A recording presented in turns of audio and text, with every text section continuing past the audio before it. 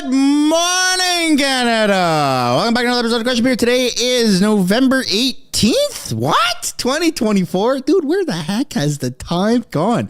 Is it just me or does it feel like it's 2019 or 2020? Like, I feel like the blip has messed up a lot of our minds, or maybe I'm just tripping out, but let me know what you guys think down below in the comments. We just took a week off. I did not consent for that. Likely you did not consent for that, but politicians do what they want to do. And so here we are twiddling our thumbs for a week, and finally we are back. Now, spoiler alert, Justin Trudeau is not there. Them are in Brazil for the G20 summit. I don't know what them's intentions are, but it's probably not good. Canada is no longer a respected country, especially under Justin Trudeau. But nonetheless, there's a lot of built-up tension, and this is going to be a phenomenal question period because we are heading into the Christmas holiday season, and so we are literally on a countdown. I think there's like a few weeks, 3 or 4 weeks left of question period before kaput. They take off for the holidays for like a month and a half to 2 months. So this is where they start to get a little bit of loose lips. They say things that they probably shouldn't. They start heckling more. There's a lot of motivation, a lot of more recklessness, usually by the Conservatives. But again, I mean, the Liberals are cornered. The NDP, they're under a lot of social pressure, and the Bloc has said, we're ready for an election. Pierre, lift the veil of the freeze and we will call an election. So everybody is ready for the fight, and unlike fighting a 58-year-old, this will actually be quite entertaining. Welcome back to the channel, everybody. Welcome back to the live stream. Before we get into it, I do want to encourage you all to smash that like button and subscribe if you haven't yet already. We're sitting at like 120,000 subs, or 122,000. I don't know how much we need to get up to 123,000, but hey, one extra sub is a foot in the right direction, or step in the right direction. They are in the house right now. They're doing points of order and yada yada. So we're going to take a little look-see-poo at that. Here we go, folks. By the way, what do you guys think about the new background, the shelves and stuff? Kind of neat. Keep your eyes on the shelves. Things might change from time to time. All right, here we go. I appreciate the relevance. The Honourable Member New Westminster Burnaby. And thank you very much, Mr. Speaker. Obviously, the truth hurts for Conservatives, and they can't ignore their record. They can't hide from their record, and they can't cover up their record like they did the myriad scandals that took place during the Conservative reign. Now, I'll just mention just for a moment, Mr. Speaker, because we've talked about the Liberal scandals. The Conservative corruption needs to be read into the record. Thanks, guys. The ETS scandal was $400 million stolen from seniors, stolen from veterans, stolen from people across this country who are just trying to make ends meet.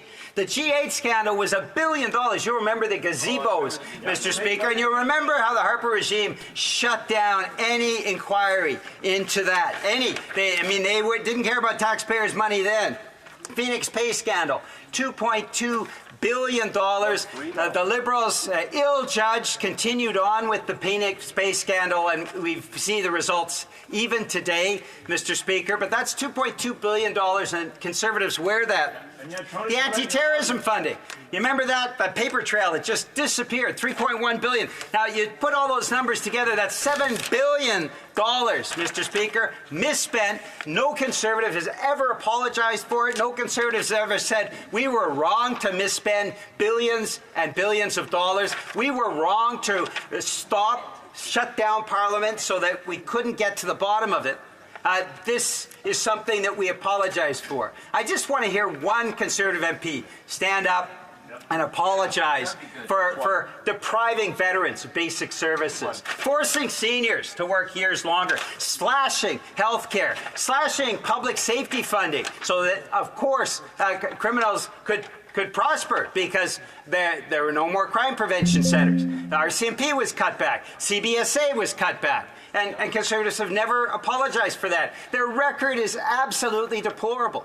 And yet no Conservative MP is willing to stand up and say, we were wrong to do all that. So, of course, how can we trust them today? Now, the sub-amendment, Mr. Speaker, very clearly, where they want to take 2/3 of their questions, basically deprive the rest of Parliament, we're not going to be supporting. And my final point is this, Mr. Speaker. We do not want to go back to conservative cover-ups, conservative cuts, conservative corruption, and conservative corporate tax cuts. Questions and comments? The honourable member for Waterloo. Thank you, Mr. Speaker. Mr. Speaker, I really, I almost feel like seeking unanimous consent to give the member more time to speak, because I think there's a lot more conservative scandals that we need to hear about. Don't have all day. And so, Take all week. sorry, I got distracted. Obviously, Mr. Speaker, there's a lot of back and forth chatter in the chamber. Do your job, man. What I want to ask the member is, first of all, I want to give him appreciation for reminding us what the previous government... Order. I'll interrupt this for a second because I see some secondary conversations going on again. So I just want to make sure that we'll put that aside and we can actually allow the honourable member for Waterloo to ask the question. The honourable member for Waterloo. So first, thank you, Mr. Speaker. First of all, just appreciation for reminding Canadians as to what took place under 10 years of Prime Minister Stephen Harper. The question is that he referred to a precedent that was set not too long ago where parliamentarians were able to ask Mr. Firth to come to the bar, and the way that breakdown of questions happened. I recognize in this chamber it is parties that are recognized because they have 12 seats or more. The Green Party was given an opportunity to ask Mr. Firth questions. I would like to hear the members' comments on whether, having been duly elected, Green Party members should also have the opportunity to ask questions. Thank you, Mr. Speaker. The honourable member for New Westminster, Burnaby. Yes, thank you, Mr. Speaker. I mean, this is a Liberal scandal. We have to get to the bottom of it. Parliament is making the decision to call Mr. Anderson before the bar. But this wacky Conservative amendment, which basically says, hey, the Conservatives will take 2/3 of all the questions, when we know that their track record is absolutely dismal, that they, under their years in government, were the most corrupt and most dishonest government in Canadian history. And now they're saying, well, we want to have 2/3 of the questions. We don't want the questions to go to the opposition parties like the Bloc or the NDP or the Green Party. We don't want the government to have questions. We want to take 2/3 of all the questions. Yeah. It's a bit rich, Mr. Speaker, and it just shows how immature they are and how they can never form government, because God help us if they do. Questions and comments? Question, commentaire? That's pretty weird. The honourable member for Longueuil Saint-Hubert. Did he say what is it? Speaker, this is a bit of a nightmare. It's like a nightmare. We've been here for a month. We haven't been able to deal with anything real, with the housing crisis, the climate crisis, the language crisis. We could have been talking about that for a month, but instead we haven't been able to. So this morning I thought maybe finally we'll be able to get down to work and get to the bottom of things today. But no, what a disappointment. One question of privilege ended, and yet it's just being followed by another one. It's important, I agree, but still, we're going to spend more weeks just talking about that and nothing else. What about homelessness and the encampments for people? And it's important to deal with this issue, and the government of Quebec has a plan already to deal with the unhoused, but the money needs to flow to Quebec City so that can be dealt with. But no, the federal government wants accountability. They want to attach strings, and so the money still isn't flowing, and we're on the verge of winter.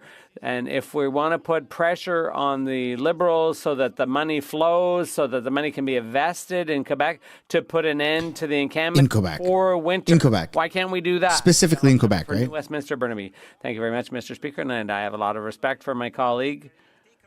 The fact is, as he knows, that all that funding to deal with homelessness and all the funding for affordable housing, it all comes from the NDP. We pushed for that for years, and tens of millions of dollars were finally earmarked for that. That's something the NDP's been pushing for years. It's going to make a huge difference. We fought, the member for Burnaby South also fought for that funding to go to Quebec as well as all across Canada. in order to provide I hate the NDP. affordable housing, to make sure to get assurances. They're that just affordable so housing will be scummy and built. disingenuous. After years of conservative inaction, no investment, and so on. So finally, the NDP managed to force the government to invest in housing. And I'd like to say one other thing. My colleague raised some significant issues. In Quebec, there are 600,000 Quebecers who are already part of the NDP's plan for the dental care. And obviously, dentists in Quebec and denturists and hygienists, dental hygienists, are a part of the NDP's dental care plan. And the coverage is almost 100%. So I hope my colleague from the Bloc will stop opposing the NDP's dental care plan, because it's something that's truly improving the lives, the daily lives of Quebecers. Question.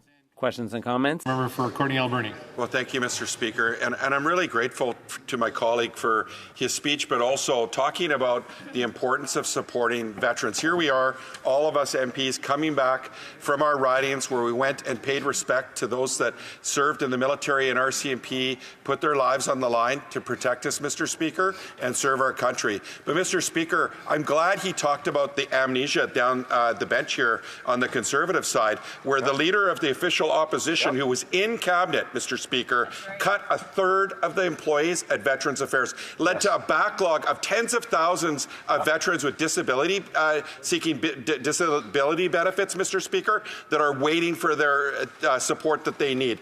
They closed 9 veterans offices. Mr. Speaker, they fought veterans in court. The Phoenix pay system, I will correct my colleague, because it wasn't $2.2 billion. It's now over $3 billion that it's cost Canadian taxpayers. It was supposed to save, the Conservatives promised, it was going to save us $78 million a year, Mr. Speaker. That's how the privatization scheme went for the Conservatives and how it's impacted Canadians. So through you, Mr. Speaker, does my colleague agree that the leader of the official opposition who was in cabinet, in the Stephen Harper cabinet, that caused so much harm to the Canadian military and RCMP veterans, does he agree that he should apologize, Mr. Speaker, for the harm, any damage that he created? Because the institutional damage is run so deep, and the Liberals have failed to fix it, but it is run so deep that it causes harm to veterans today.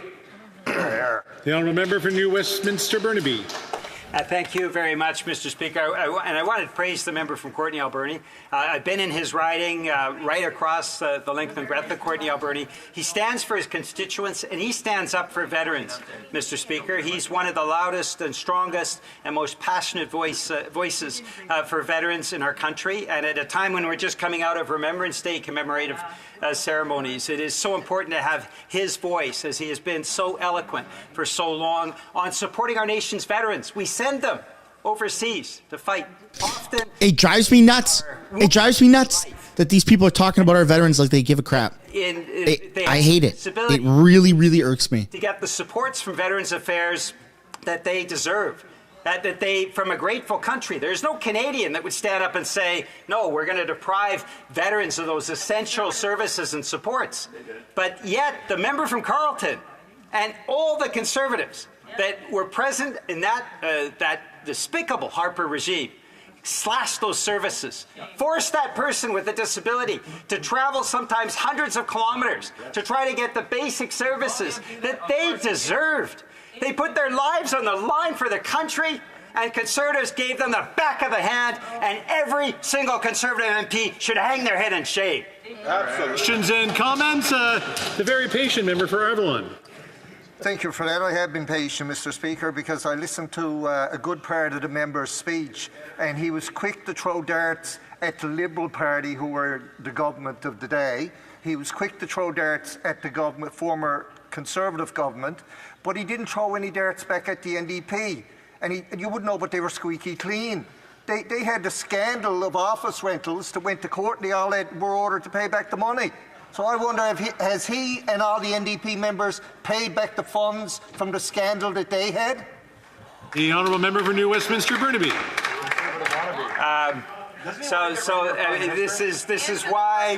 This is why the Liberals, unfortunately, are going to find themselves in another part of this House after the next election because they refuse to stand up. And it'll be an NDP government fixing things. And one of the things that we will never do, Mr. Speaker, I commit to that, we will never use or misuse the Board of Internal Economy for partisan purposes. And the member knows fully well what was involved in that scandalous time under the Harper government, where we saw basic parliamentary institutions, the Auditor General's Department slashed, the PBO slashed. The Board of Internal Economy turned into partisan, for partisan purposes. It simply was a low time in our democracy. And fortunately, an NDP government will enhance our institutions, not diminish them.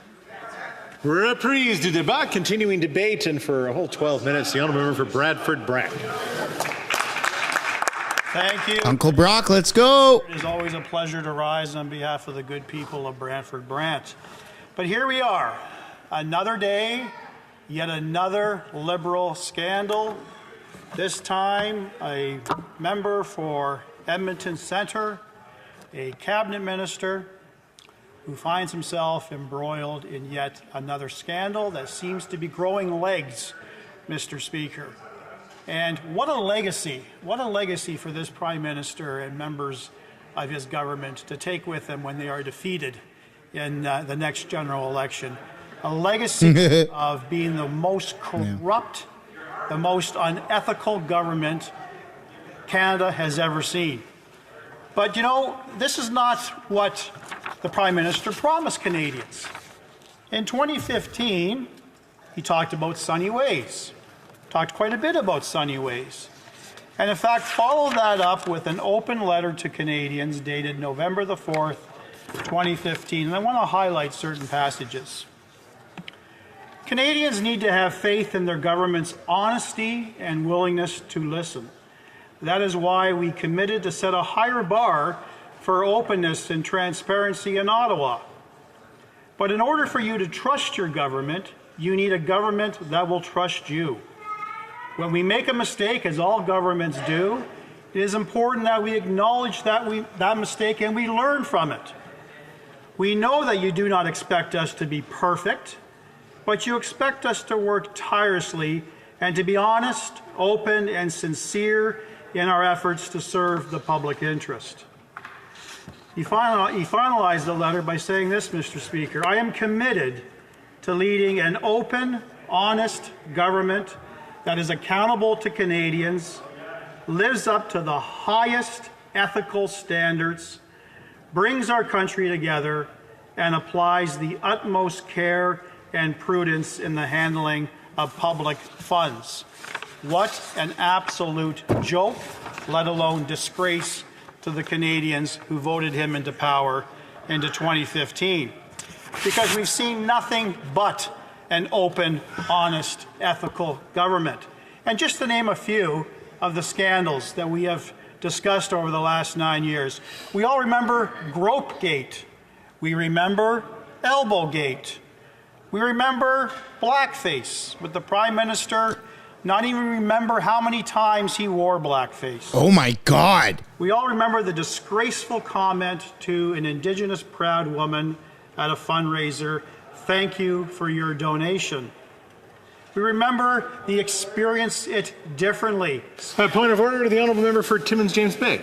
Yeah, I think he just misrepresented. The disgraceful comment was the leader of the Conservatives who said Indigenous people needed to learn how to work hard. That's we're following the debate again. So yes, I appreciate. Shut it down. Let's stick to the points of order for this House.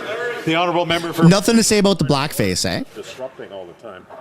So where I was interrupted with not a point of order but debate was I was talking about Oh my goodness. differently by our Prime Minister. We of course know the SNC scandal. We know the WE scandal, the ArriveCan scandal, which continues to be debated in committee and in this House, the Green Slush Fund scandal that is approaching $1 billion of wasteful taxpayer dollars. We remember foreign interference that is still a problem with our democracy. We remember Billionaires Row condo scandal. And now, Mr. Speaker, we have the other brandy scandal.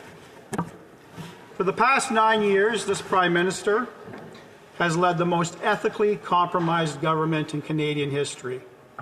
It took him more than a year of foot-dragging to appoint an ethics commissioner, probably because without one, he and his government and his backbench wouldn't be investigated for bad, unethical behavior. Holy smokes. From his frequent taxpayer-funded vacations, his protection of SNC-Lavalin, granting a government contract to a company that gave money to his family members, handing out billions of dollars to well-connected Liberal insiders and consultants, the Prime Minister has a long track record of using government to benefit himself and his friends, and Liberal MPs are learning from the best. The Trudeau government has been slapped with 5 ethical violations.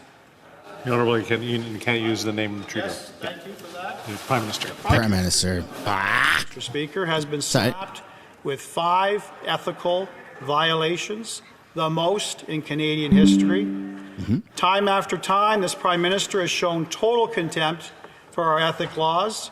He himself has been the subject of 3 ethics investigations and was found guilty of breaking those laws twice. This Liberal government allows the culture of law-breaking to persist as 6 Liberals have been found guilty of breaking ethics laws. Several ministers in the Prime Minister's government, as well as the Prime Minister himself, found guilty in violation of numerous laws. In fact, the Prime Minister, as I indicated, has been found guilty on 2 occasions. The first was for accepting a 2016 vacation on the Aga Khan's private island while the Aga Khan was lobbying the government. The second was for improperly pressuring the Attorney General during the SNC-Lavalin scandal to interfere in a prosecution. Similarly, the former finance minister breached ethics laws by failing to disclose ownership of a French villa held in a corporation and for overseeing federal dealings with We Charity, despite his family's financial ties to the organization. The former fisheries minister also violated conflict of interest rules by awarding a lucrative Arctic surf clam contract to a company linked to his wife's cousin.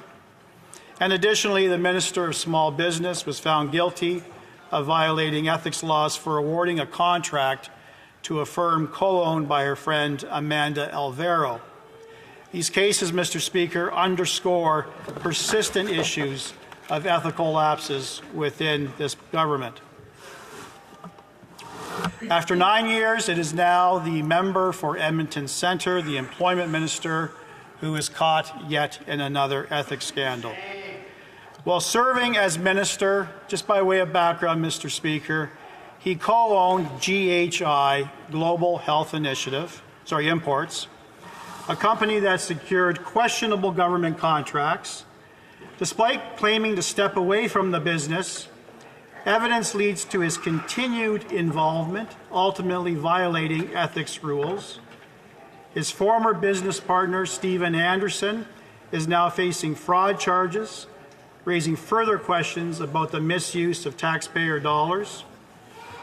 This minister has also faced criticism for false claims about his Indigenous heritage, which the government and he had to retract.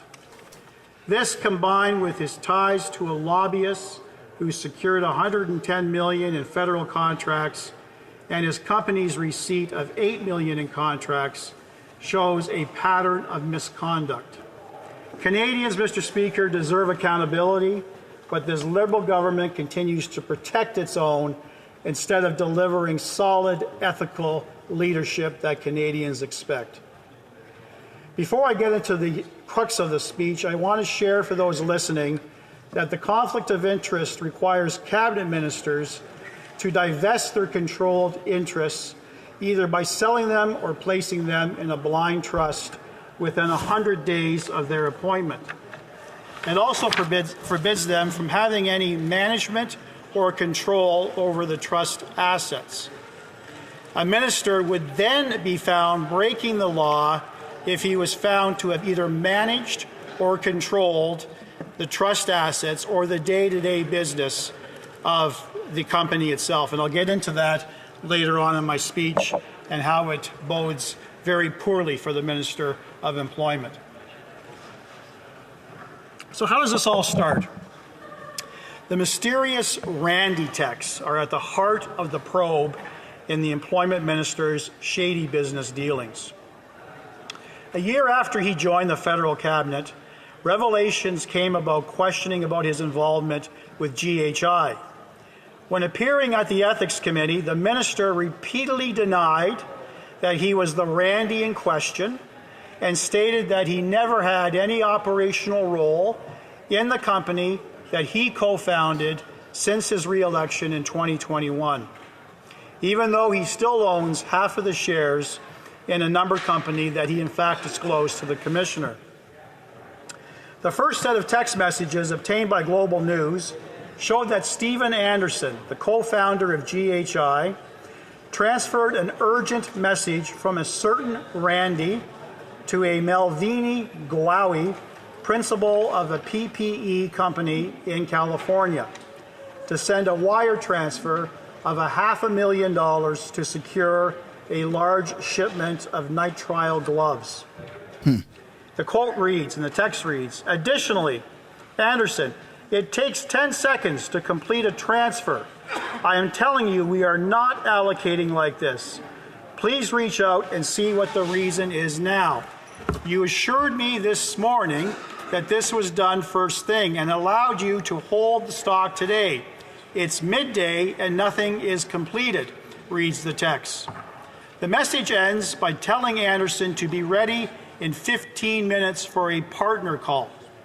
Anderson followed up with Gowie 30 minutes later, telling her that he spoke with Randy and other GHI employees who agreed to wait a little bit longer for the wire transfer. Those exchanges, Mr. Speaker, were dated September 8, 2022, which is almost a year after the minister was first sworn in Cabinet as Associate Minister of Finance. I see I've got 5 seconds left, so I will wrap up right there before I move into a second area. Thank you. Hey, yo! Dude, 9 minutes. You don't hear very often politicians still bringing up the fact that Justin Trudeau did blackface. So kudos to Brock. Let's get some W's in the chat and let's get ready for today, because this is off to one crazy start, folks. Holy smokes. Federal, municipal government, including the Mississaugas accredited as Indigenous partners and hereditary owners of that land, to make a big splash about a big moment in urban renewal. When we look at it, it's one of the largest infrastructure projects in all of North America. It flood protects homes in my community of South Leslieville. It unlocks land for housing. In fact, when the project is done, it will be home to over 100,000 people. But in the first phase, there will be housing for 14,000 people, including affordable rental homes. Isn't that wonderful? We're going to be opening a new park that you can check out next summer. It's a big moment. Thank you, Waterfront Toronto, for all of your work to bring us together. The Honourable Member for Salaberry-sur-Roi. On October 24th, the group Lendemain de Veille was crowned Group of the Year at the Country Gala, and that is no small feat. These musicians, who are as talented as they are entertaining, and that's saying something, because they have won this honour for the third year in a row. Fans of Lendemain de Veille won't be surprised by this. Anyone who's seen them perform on stage knows that their talent is memorable. Whether they're performing original compositions or covers of the best of Quebec's classics, when you're watching them, you can't help but want the evening to go on and on. I remember their very first appearance at the legendary Fête Nationale party in Saint-Étienne-de-Beauharnois. They were so young and already so passionate. And they've been at it ever since. Life hasn't slowed them down or worn them down, and that's just as well. Thank you, Lendemain de Veille, for spreading your joy to the four corners of Quebec. I am so proud to say that you're homegrown guys from our riding. The Honourable Member for Argenteuil-La Petite Nation. Thank you, Mr. Speaker. Mr. Speaker, I recently found out that the traditional music... Hey, folks, if you haven't yet already, well-known smash that like button, eh? from Ripon in my riding. Well, I found out that they've been selected to represent Let's get some more at the folks World in here. Expo 2025 in Osaka, Japan. It's one of the most prestigious events in the world. It will be held in May of 2025. What an honor. They will be part of the National Arts Centre delegation, along with Pierre Lapointe, Lisa Leblanc, Dominique Fils-Aimé, and Elisa P., among others. They will perform several times at the Canada Pavilion during the expo. Le Diable à 5 has performed about 150 concerts everywhere in Canada, in the United States, and in Europe. Guys, I'm so proud of you. You are worthy ambassadors for our country, but especially ambassadors for our beautiful Petite Nation region. Kudos for passing on your love of traditional music, and happy Expo 2025. Member from Sturgeon River, Parkland. Mr. Speaker, I rise today to pay tribute to a great parliamentarian. John Glass Williams sadly passed away this past July. A 15-year veteran of the House of Commons, John served the people of St. Albert with class and distinction. Born in Scotland, John immigrated to Canada as a young man to continue a career in finance, working for Royal Bank before starting his own accounting business. In 1993, he answered the call to serve his country and was elected as a Reform Member of Parliament. John served as the chair of the Public Accounts Committee for many years, exposing corruption in the sponsorship scandal and publishing his widely read Waste Report. After retiring, he continued public service, leading the global organization of Parliamentarians Against Corruption. John was a mentor to me from a very young age, and I'll always remember our get-togethers at his farm outside of Morinville. He will be dearly missed by all who knew him, particularly his wife Christine and his children Alan, Monroe, and Vienna. John was also a man of deeply held Christian convictions, and his courageous stand for the truth, both secular and spiritual, will not be forgotten. You have served your country and your God well. Rest in peace, John.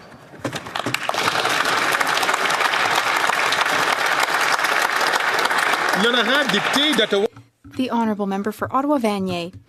Mr. Speaker, today I pay tribute to Michel Brault, a dedicated, exceptional constituent of Ottawa-Vanier. He had a huge heart, and he passed away on October 29th of cancer. He was a lover of cars. He had his own car rental and maintenance franchise. He was also a longtime volunteer of Gloucester Centre Minor Hockey Association. He did everything he could to ensure that young people could have access to hockey. He was very interested in accessibility and inclusiveness, and as he was also president of the Hockey Association Centre. He even created a program for young Syrian refugees and others to be able to play hockey. The Government of Canada even recognized that project. He is so passionate, and even through his illness, he continued his projects with passion. Every one of his family members, I offer them my deepest condolences. We will miss you very much, and thank you for having inspired us every day. The Honourable Member from Humber River, Black Creek. Mr. Speaker. Not to be confused with blackface, which was already mentioned by Brock. Jimmy Lai prepares to turn 77, yet he remains unjustly imprisoned in Hong Kong. By the end of this year, he will have endured 4 years in solitary confinement, a condition deemed tortured by UN standards when prolonged beyond 15 days. Mr. Lai, he has been an outspoken critic of human rights violations by the Chinese government, giving voice to those seeking a brighter future for Hong Kong. He now faces a life sentence, deprived of precious time with his family and enduring deteriorating health. In December 2023, this House unanimously called for Mr. Lai's release and an end to his prosecution. I continue to stand in solidarity with Mr. Lai and reaffirm this call. Thank you, Mr. Speaker. The honourable member from Thornhill. Oh, this is going to be good today, Since the folks. first Canadian traveled to space in 1984, our Canadian astronauts have held a special place in our hearts. Names like Chris Hadfield and Roberta Bonder are synonymous with the values of courage, curiosity, and hard work. Just 14 Canadian men and women have traveled to space, but that number will soon be 15 thanks to Henry Wolfond, who on Friday will venture beyond the limits of this Earth as part of Blue Origin's New Shepard mission. A successful businessman, a lawyer, a fierce community advocate, and a family man, Henry will soon be able to add astronaut to his already impressive CV. This isn't the apex of his incredible story, it's just the beginning, and I would tell him that the sky is the limit, but for someone as extraordinary as him, even that's not enough. As Henry embarks on this mission, he will see the Earth from above, without any dividing lines or the conflicts that separate us on his journey of his own campaign to end the pervasive anti-Semitism on this planet. We stand with him, looking up. Hank, good luck, Godspeed, and may all parts of your mission be a resounding success. The honourable member. I'm pretty stoked for space travel, not going to lie. Mr. Speaker, earlier today I was honored to join senior leaders from the Canadian Museum for Human Rights as we celebrate the 10th year that this iconic building has been open to the public. The CMHR has played a profound role in helping us understand who we are, where we have been, and where the road to progress lies for the future. Through beautifully crafted exhibits and world-class educational programming, visitors are introduced to powerful stories and narratives that shed light on our shared humanity. In particular, the museum's advancement in helping us understand the history of Indian residential schools has played a major role in supporting the journey towards truth and reconciliation. The witness blanket, made from hundreds of items reclaimed from residential schools, churches, and other cultural displays across Canada, is but one of the many moving displays that ground visitors in the importance of the Canadian Museum for Human Rights. Mr. Speaker, our history is not void of failures that have caused immense harm to generations both past and present. The CMHR serves a critical role in helping us move forward with hope and conviction in pursuit of a better world for all. Congratulations on 10 years of service to our beautiful country. Thank you, Mr. Speaker. The honourable member from Charleswood, St. James, Assiniboia, Headingley. Anti-Semitic violence threatening the lives of Jewish Canadians has now come to Parliament Hill. The RCMP foiled a plot to detonate a homemade bomb built by ISIS terrorists during the rally for Israel last December. After 9 years of this Prime Minister, hate crimes have increased by 151%, with 66% being directed towards Jews. Synagogues and Jewish schools are being firebombed. Canada's Jewish community has implored the government to act against this rising tide of hate. The Conservative members of the Public Safety Committee have asked for an emergency meeting to root out this evil. Every Jew has the right to live safe and free from harm. But Liberal members are shamefully blocking the meeting. It is frankly disgusting. Will the Liberal members of the Public Safety Committee do their job and keep Canada's Jews safe before a bomb actually goes off? Yeah, well done.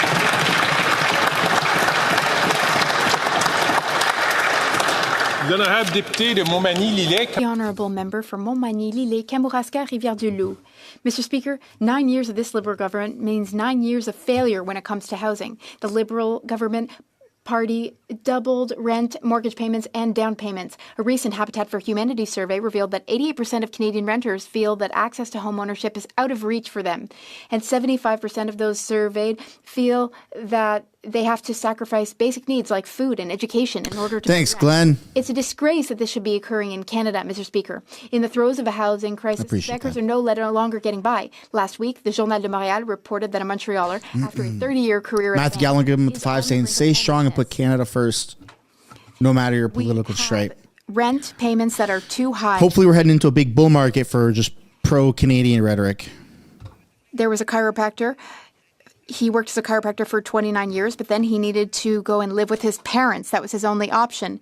Liberals have failed when it comes to housing, Mr. Speaker, but we Conservatives will fix this. The Honourable Member for Sault Ste. Marie.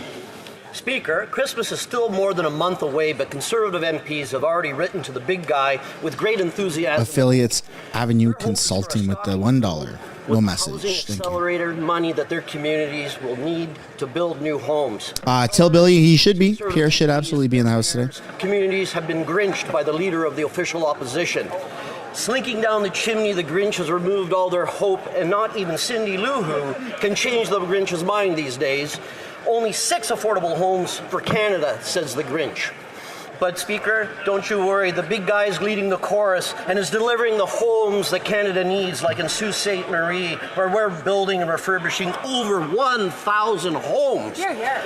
And with 175 agreements in place, we're fast-tracking the construction of 750,000 more homes across Canada. Thank you very much, Speaker.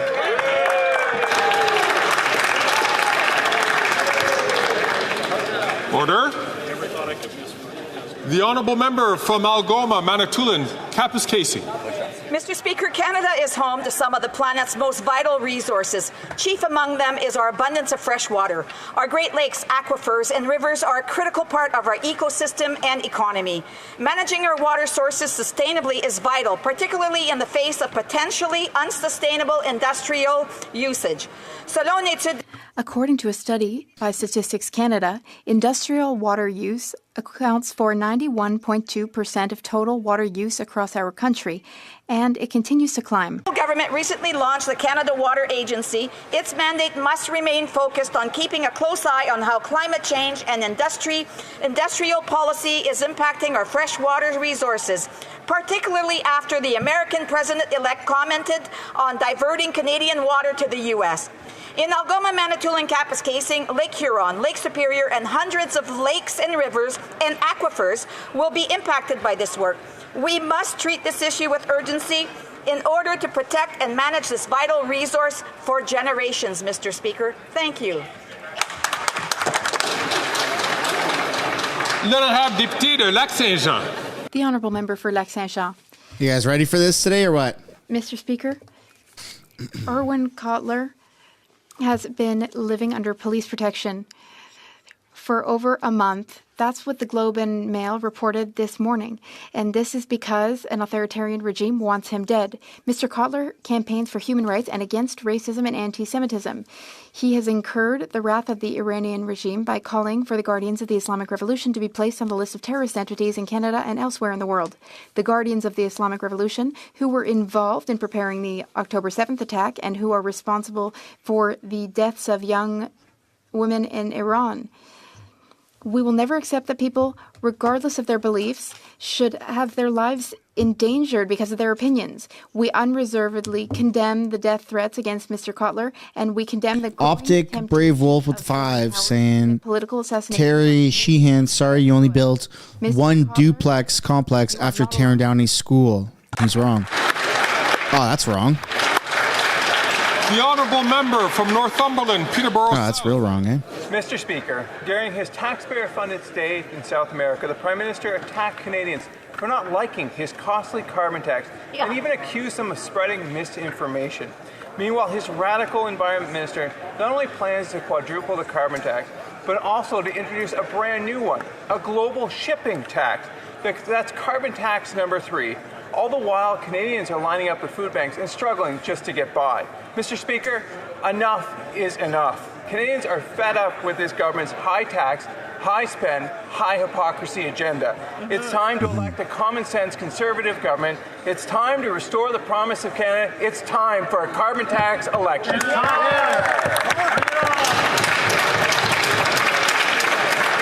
The honourable member from Winnipeg North. Yes, thank you, Mr. Speaker. I want to talk about a bad idea. Members will know that the leader of the Conservative Party had another idea, Mr. Speaker, and this one's a real winner. Let's talk about the Housing Accelerator Fund. What is it that the leader of the Conservative Party is saying? That he's going to kill it. He's going to tag or get rid of that particular program. What he needs to do is to start listening to what Conservatives are actually saying. Let me tell the leader of the Conservative Party what they are saying. If by any chance I attend a municipal housing announcement funded by a Liberal initiative, I would be in a lot of trouble. Another one says it's extremely frustrating. One Conservative source told Radio Canada, MPs are being stopped from helping their cities for partisan reasons. The leader of the Conservative Party, Mr. Speaker, needs to free up his liberal conservatives, the progressive conservatives, to get behind the Housing Accelerator Fund. Better yet, do a flip-flop and support the program. Thank you, Mr. Speaker.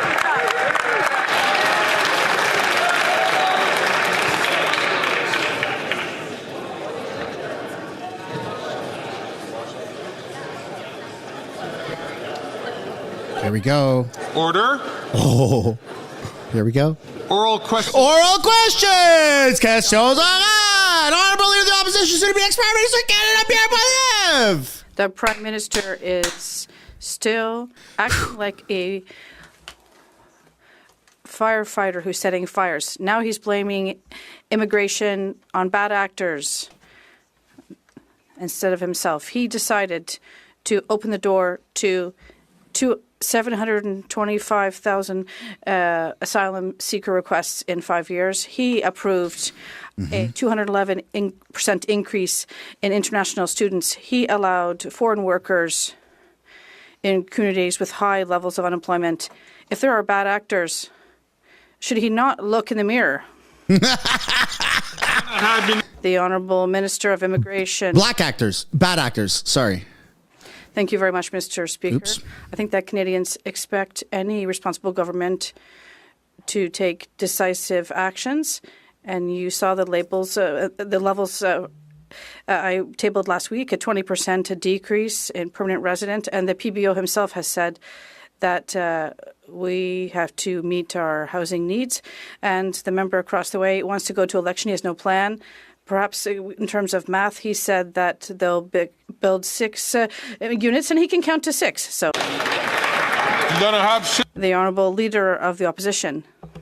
Maniac masquerading as a firefighter, this time on immigration. He blames bad actors for his decisions that destroyed our immigration system. He decided to increase and open the door to 726% more asylum claims. He decided to approve 211% more international students. He decided to lift the ban on temporary foreign workers in communities with already high unemployment. If the Prime Minister is hunting for the quote-unquote bad actors who ruined the system, will he have a look in the mirror? Yes.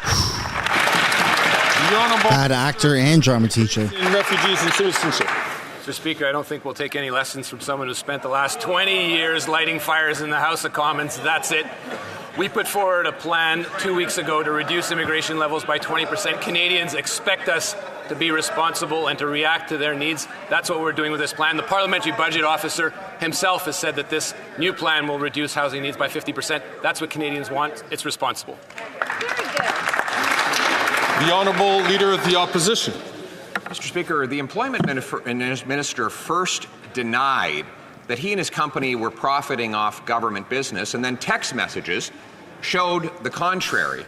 They referred to a Randy. Well, he claimed that it was another Randy. We now know there is no other Randy. We know he falsely claimed he was Indigenous in order so that his company could steal resources that were meant for real Indigenous people. And now his company address matches the address of a place that was the location of 2 cocaine busts.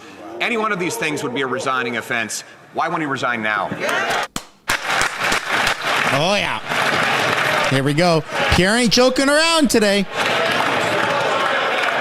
Order. One Randy's white, the other Randy's Indigenous. One shirtless and eats cheeseburgers. And workforce development. Mr. Speaker. There he is. Referred to in today's article. I've never met that person. I've had no dealings with her whatsoever. Those are the facts. This guy's bipolar. He is the other person. The Honourable Leader of the Opposition. Oh, this is funny. Apparently, the person he doesn't know is himself. Ah, there it is. He says that he's not the Randy in the text messages, but his own business associates say there is no other Randy.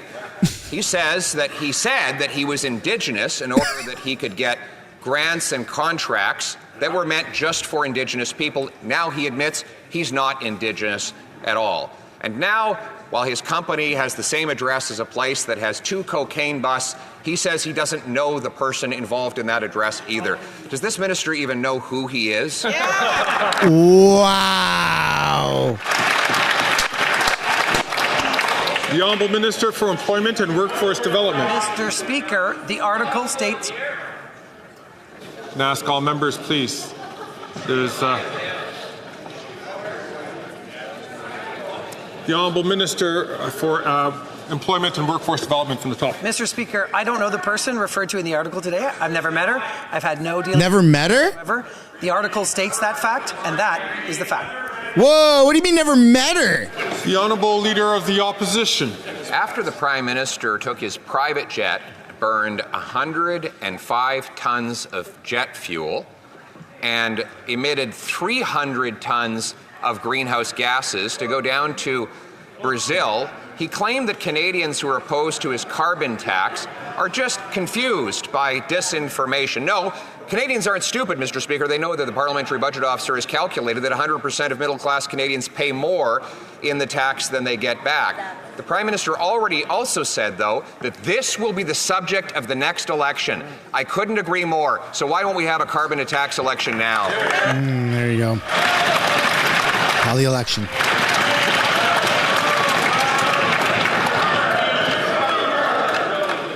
The Honourable Minister for Order.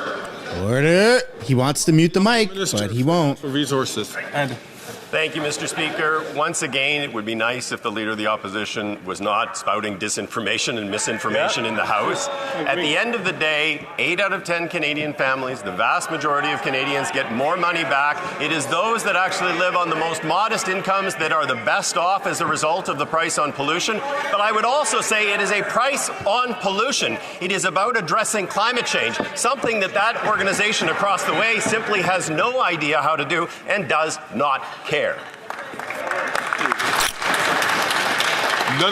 The Honourable Member for La Prairie. Is that so bad, though? Not caring about fixing the weather with taxes? Senators Peter Boehm and Peter Harder have literally sabotaged Bill C-282.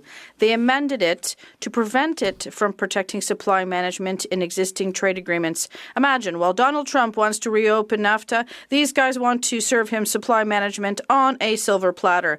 The Senate could vote on this amendment as early as tomorrow, so all the party leaders have to speak out, starting with the Prime Minister. Will he ask the senators to defeat the amendment and save supply management? The Honourable Government House Leader.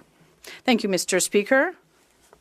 Yes, on this side of the House, we're asking senators to support Bill C-282 in its original form. Yeah. Because we do believe in supply management. We believe in our farmers in Canada. No, you don't. Farmers or others, to ensure that they do have protection. We agree with the Bloc, and we want to pass this legislation in its original form. The Honourable Member for La Prairie. Their excuse is that they're saying that the independence of senators is at stake, but they appointed them, and they are sabotaging C-82. One of them even advised the Prime Minister. And what's more, they're both fighting to sponsor government bills. So let's be serious. The Prime Minister can and must demand that senators pass Bill C-282 as voted by all parties in this House. We're talking about the future of supply management. It's serious. Will all the leaders in this House demand that senators vote against this amendment? The Honourable Minister. Thank you, Mr. Speaker. Dude, didn't this chick House quit? Canadians, they know that a Liberal government will vote for this bill in its full form, and it's a good question. Will the Conservative Party leader ask the Conservative senators, to vote for this bill in its original integral form?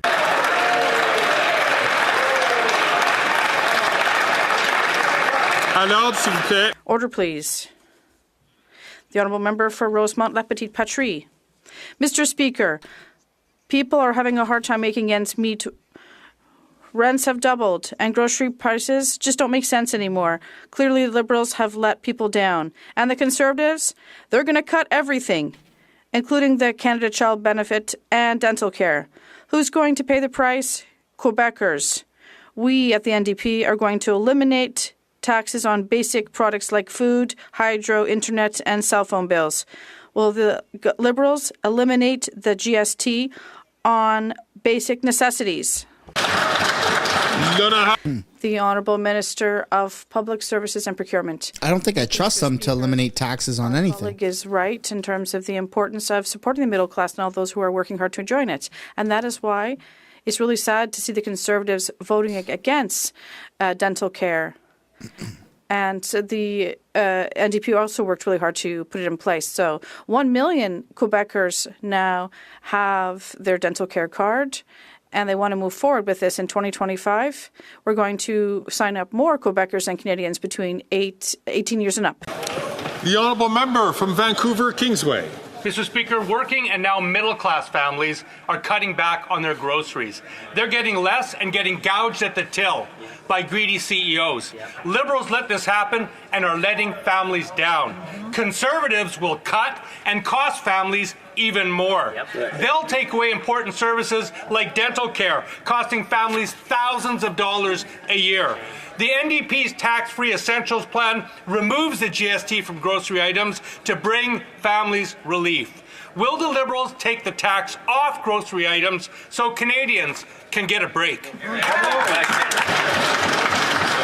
The Honourable Minister for Innovation. Mr. Speaker, I would agree with the Taxes would go down if the Conservatives Conservative won an election today. Cut, Mr. Speaker. Right. They're going to cut dental care. They're going to cut child benefit. Mr. Speaker, Canadians at home know that on this side of the House, we will always stand for the middle class. We will always stand on those who are working hard to join the middle class. We will fight for Canadians as we've done on grocery. We will build more homes, Mr. Speaker. We will create economic opportunities. We will fight for workers. We will create jobs. We will create opportunities and possibilities for this country so the middle class can thrive, Mr. Speaker. On a couple of occasions, I've Melissa Lanceman standing the up. member from New Westminster Burnaby. I'm going to ask him please to not speak when he's not recognised by the House. The honourable member from Thornhill. Seems like every time the employment minister finds rock bottom, it keeps getting worse. First, he said he wasn't the Randy involved in his company, but we know there was only one Randy at his company. He said he wasn't involved with his company while in cabinet, and text messages reveal that he is. He said that he was Indigenous to profit from government contracts stealing from First Nations communities, and now there's new news of coordinating business activities with drug smugglers and convicts. This is the behavior of a low-life fraud, not a federal cabinet minister. Simple question. How does that guy still have his job? Wow!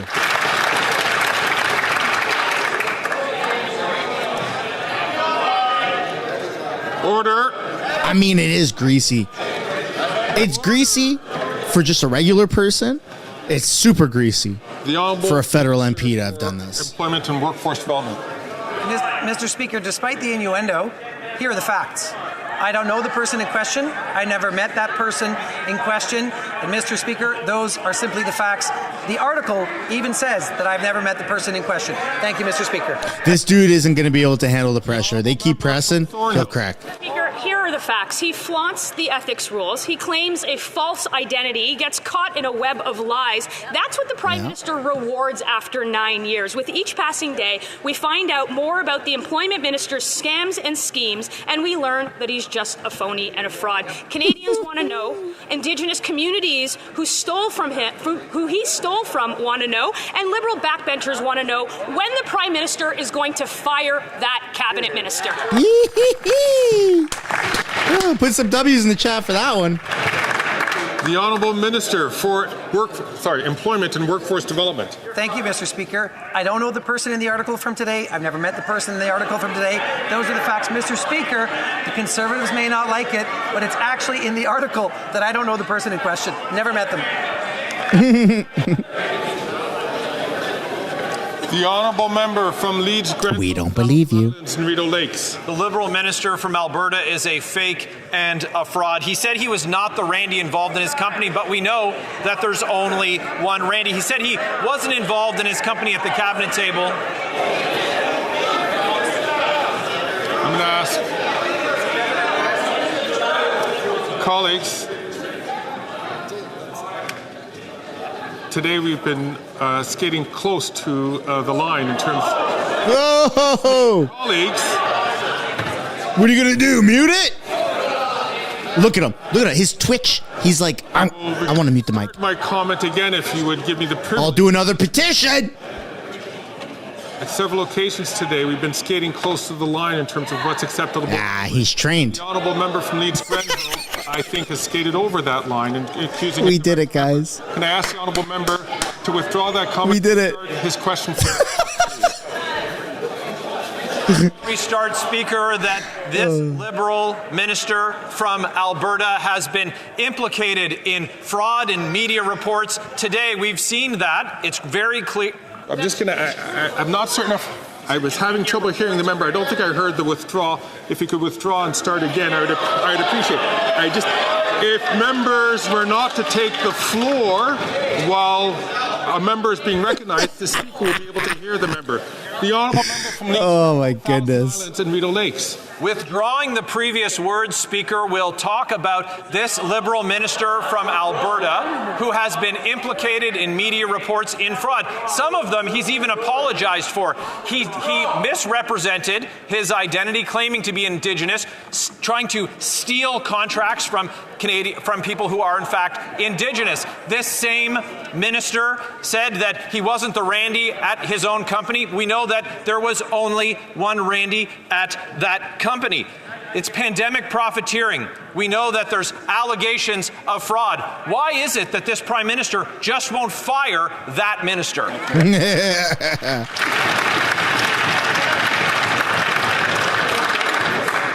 That's a good question. The honourable member, the honourable minister for Employment and Workforce Development. Mr. Speaker, what the member opposite just said is simply not true. The honourable member from Leeds, Grenville, Thousand Islands, and Rideau Lakes.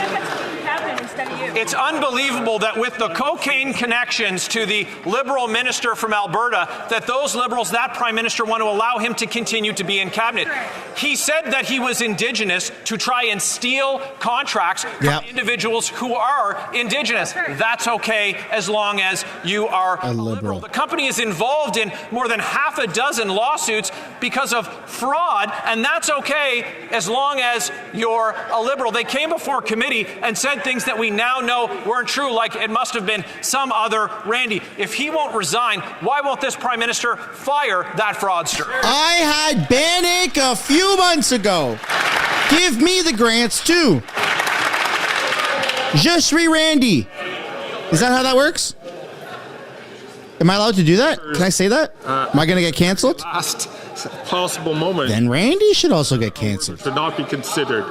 Would not be considered acceptable. Can I just ask the honourable member from Leeds, Grenville, Thousand Island, and Rideau Lakes to please withdraw that last word?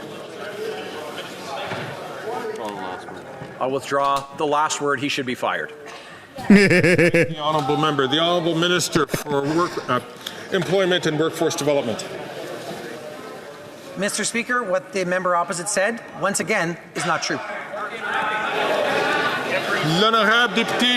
The honourable member for Antigua-Hable. Mr. Speaker, the Minister of Official Languages campaigned as a successful entrepreneur, but Randy is so screwed. But he presented him. He said he wasn't involved in his company when he was a minister, but the text messages show the opposite. He was taking money destined for First Nations communities. He said he was a journalist even though he was a lobbyist. When will the Prime Minister fire this professional fake? The Honourable Minister of Employment and Workforce Development. Mr. Speaker, despite the insinuations, I've never met that person in question in today's article. I've never dealt with her. I've never met her. Those are the facts. Well, now that he said it again, I guess we believe him. Come on. Mr. Speaker, there are so many Randys that they didn't even understand the question I asked him.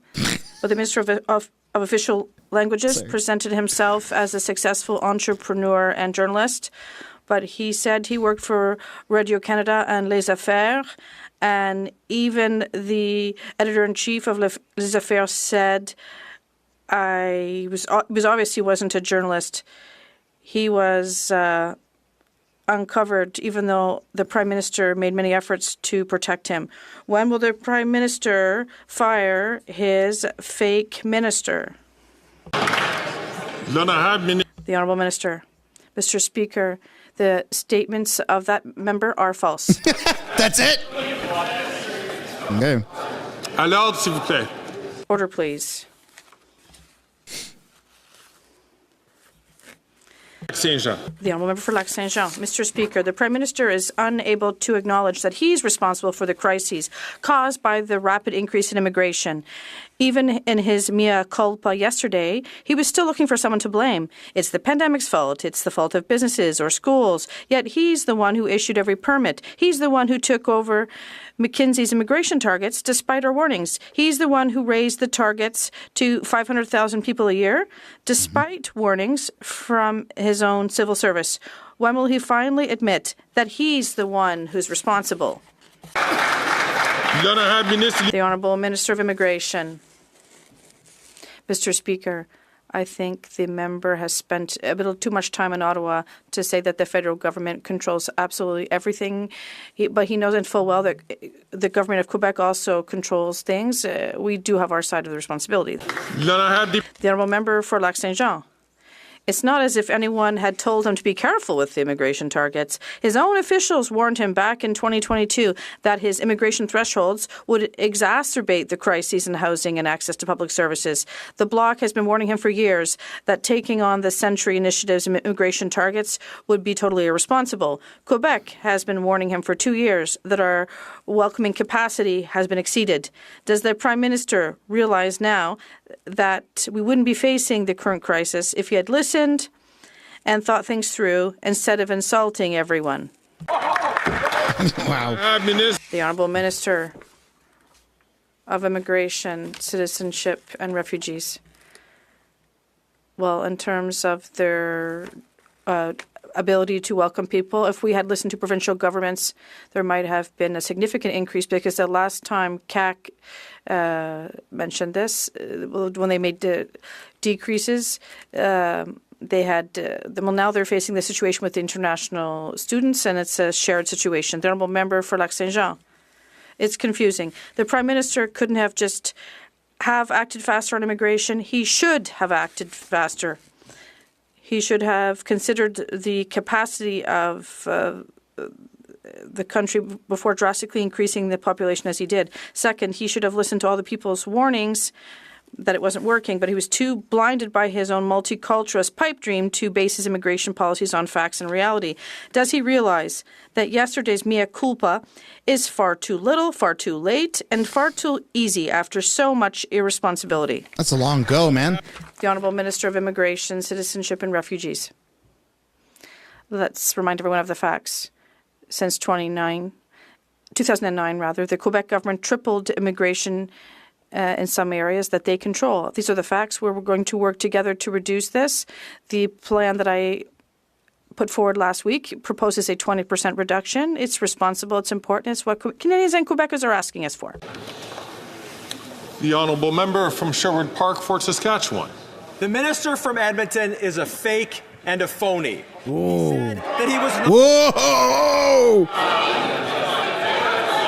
Now, normally Greg Fergus would mute the microphone, but since the petition that I started, that you guys supported, has been so successful, a couple of times he's scared.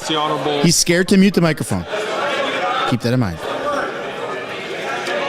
I'm going to ask the honourable members again to remember, when they speak directly to members, they have to be, of course, extend to them all the respect that each member as members are deserving of. So I'm going to ask the honourable member, please, to rephrase this question to start from the top.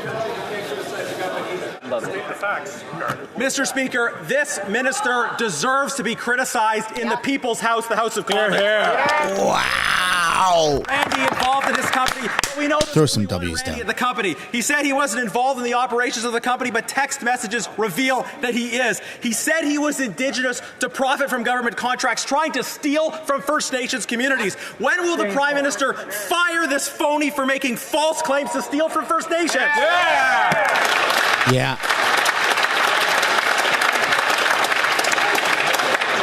I'm going to invite all members. Ooh, dude. I told you. I told you it'd be heated today. Of their language in this place. The Honourable Leader of the Government in the House of Commons. Thank you, Mr. Speaker. Mr. Speaker, my colleague has addressed this issue and stated that those claims are false.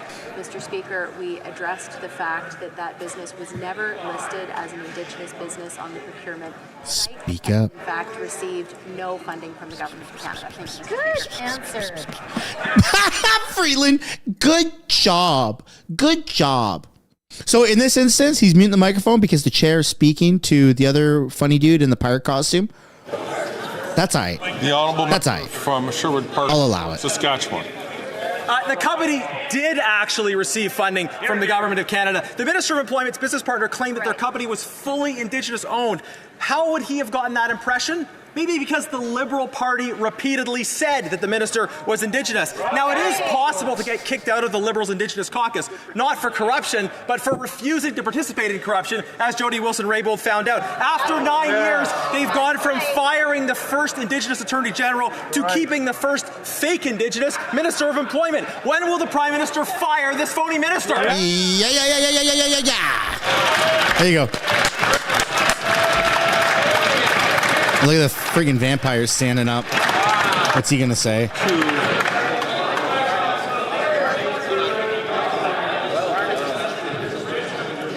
I'm going to encourage all members to be more judicious. He wants to mute it so bad. Directly to other members.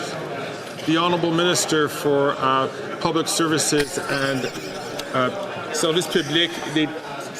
Public service. You just talk. The one standing, you just talk. How about that? Our colleague knows full well that in the House we have to choose the right words to express things properly. He would like to, if he'd like to know more about the procurement process in favor of Indigenous companies, what's really important for Canadians, he should ask it so in a respectful way, and I would be happy to meet with him to explain to him how things work.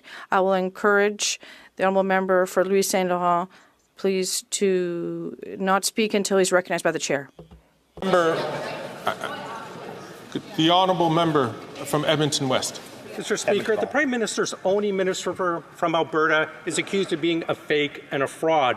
The member from Edmonton Centre said he wasn't the Randy involved in his company.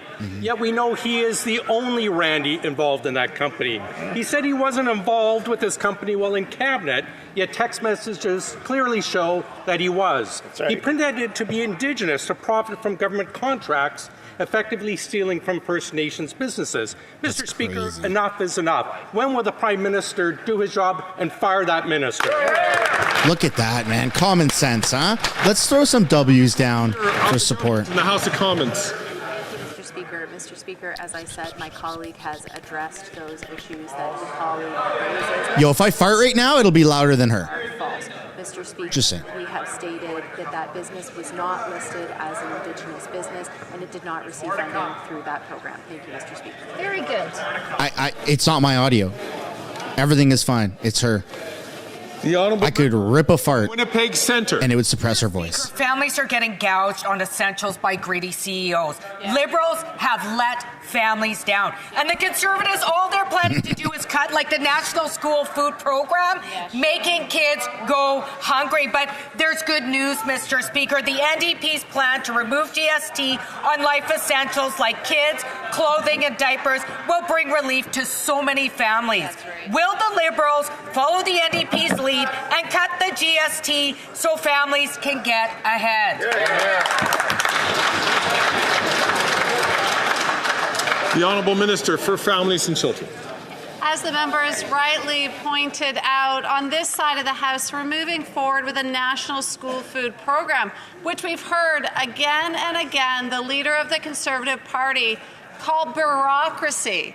Bureaucracy, Mr. Speaker, is not what is happening. We are seeing thousands of children already this school year receive food at school because of this investment in our children. We'll continue to work with the provinces to see this roll out across the country, Mr. Speaker. Hear, hear. The Honourable Member from Skeena, Bulkley Valley.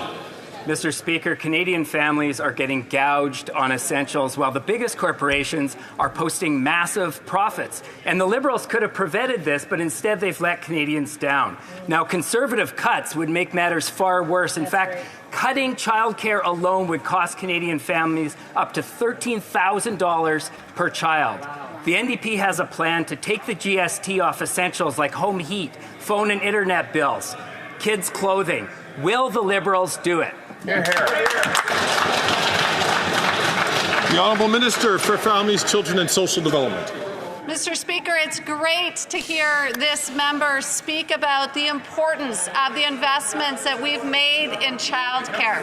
Mr. Speaker, we've seen almost 1 million families. These are real people, Mr. Speaker, that we've been able to support to get them into affordable, high-quality childcare, saving them thousands of dollars each and every year.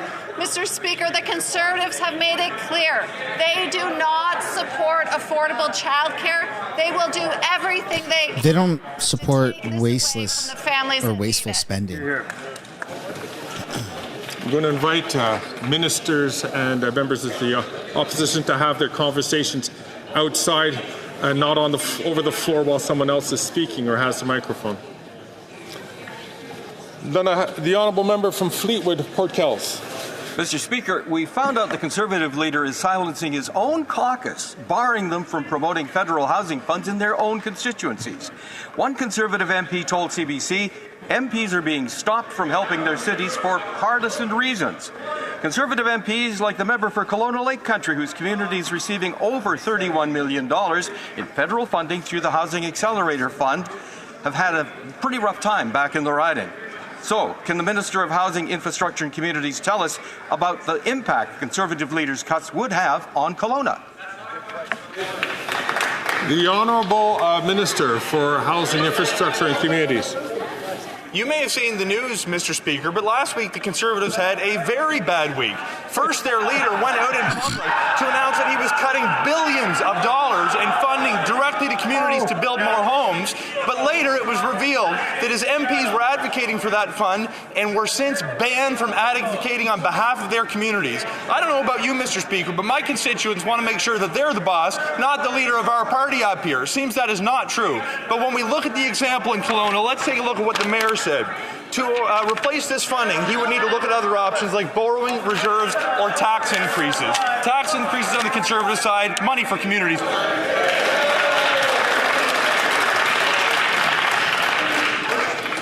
It's very clear to the Speaker that everybody got a lot of rest during this last week. Yeah, everyone's ready to rumble. Ask members, please, once again, don't take the floor unless they're being addressed.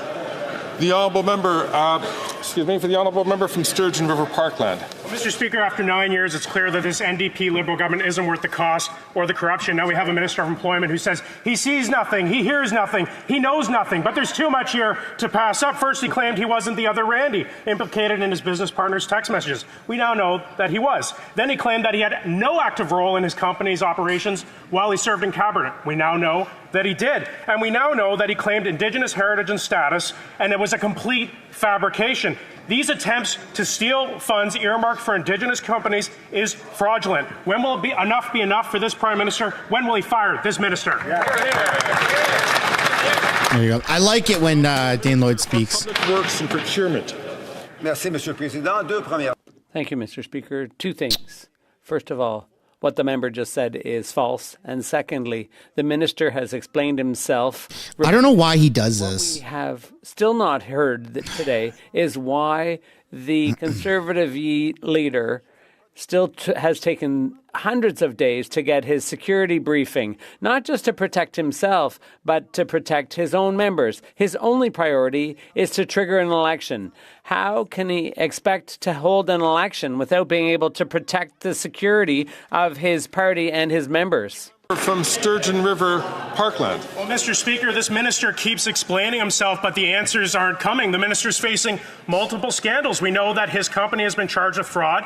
We know that he was illegally involved while he served in cabinet. We know that the minister for years claimed that he had Indigenous heritage, and we now know that's a complete fabrication. And today we learned that the minister's company shared a post office box with a known international cocaine dealer. At best, the minister has shown abhorrence. And at worst, he is completely corrupt. The fact that this Prime Minister continues to have confidence in him demonstrates exactly why he's not fit to lead this country. When will this Prime Minister fire this minister? Wow. Put some W's down. Oh, here we go. The whisper. Government in the House of Commons. Mr. Speaker, my colleague has stated that those are all false, and he did not know this person in question. But if you want to talk about fit for leadership, you should be asking his own leader why he has not yet gotten his security clearance. Because if that's someone who wants to lead the country, Freeland is louder than her. Risks are facing Canadians. Mr. Speaker, Canadians are wondering why the leader of the Conservative Party of Canada has not gotten a security clearance. Thank you. Yes, they are wondering that. No, people are not wondering that. Mr. Speaker, after 9 years, the NDP Liberals are not worth the cost. The Prime Minister is jetting around the globe promoting his failed carbon tax while Canadians line up at the food banks. According to the Prime Minister, the carbon tax is, quote, the best tool out there, and anyone who disagrees is using, quote, propaganda. But Canada's Environment Commissioner disagrees. He revealed the Liberals will not meet their own emission targets despite quadrupling the carbon tax. That's right. It's all pain and no gain. So will the Prime Minister call a carbon tax election? Good question. The Honourable Parliamentary Secretary to the Minister of the Environment. Thank you very much, Mr. Speaker. It's disingenuous for the Conservatives to continually link the food bank situation in Canada with carbon pricing. There's a 108-page report that they produced. The Food Banks Canada came forward and made 4 recommendations around Canada's social safety net. And not once in that 108-page report did they mention the carbon tax or carbon pricing, because they know that Canada's carbon rebate that comes out 4 times a year supports Canadians, particularly lower and middle income Canadians, Mr. Speaker. They should cut out the misinformation and stop being so disingenuous, particularly on the backs of lower income Canadians. Wow.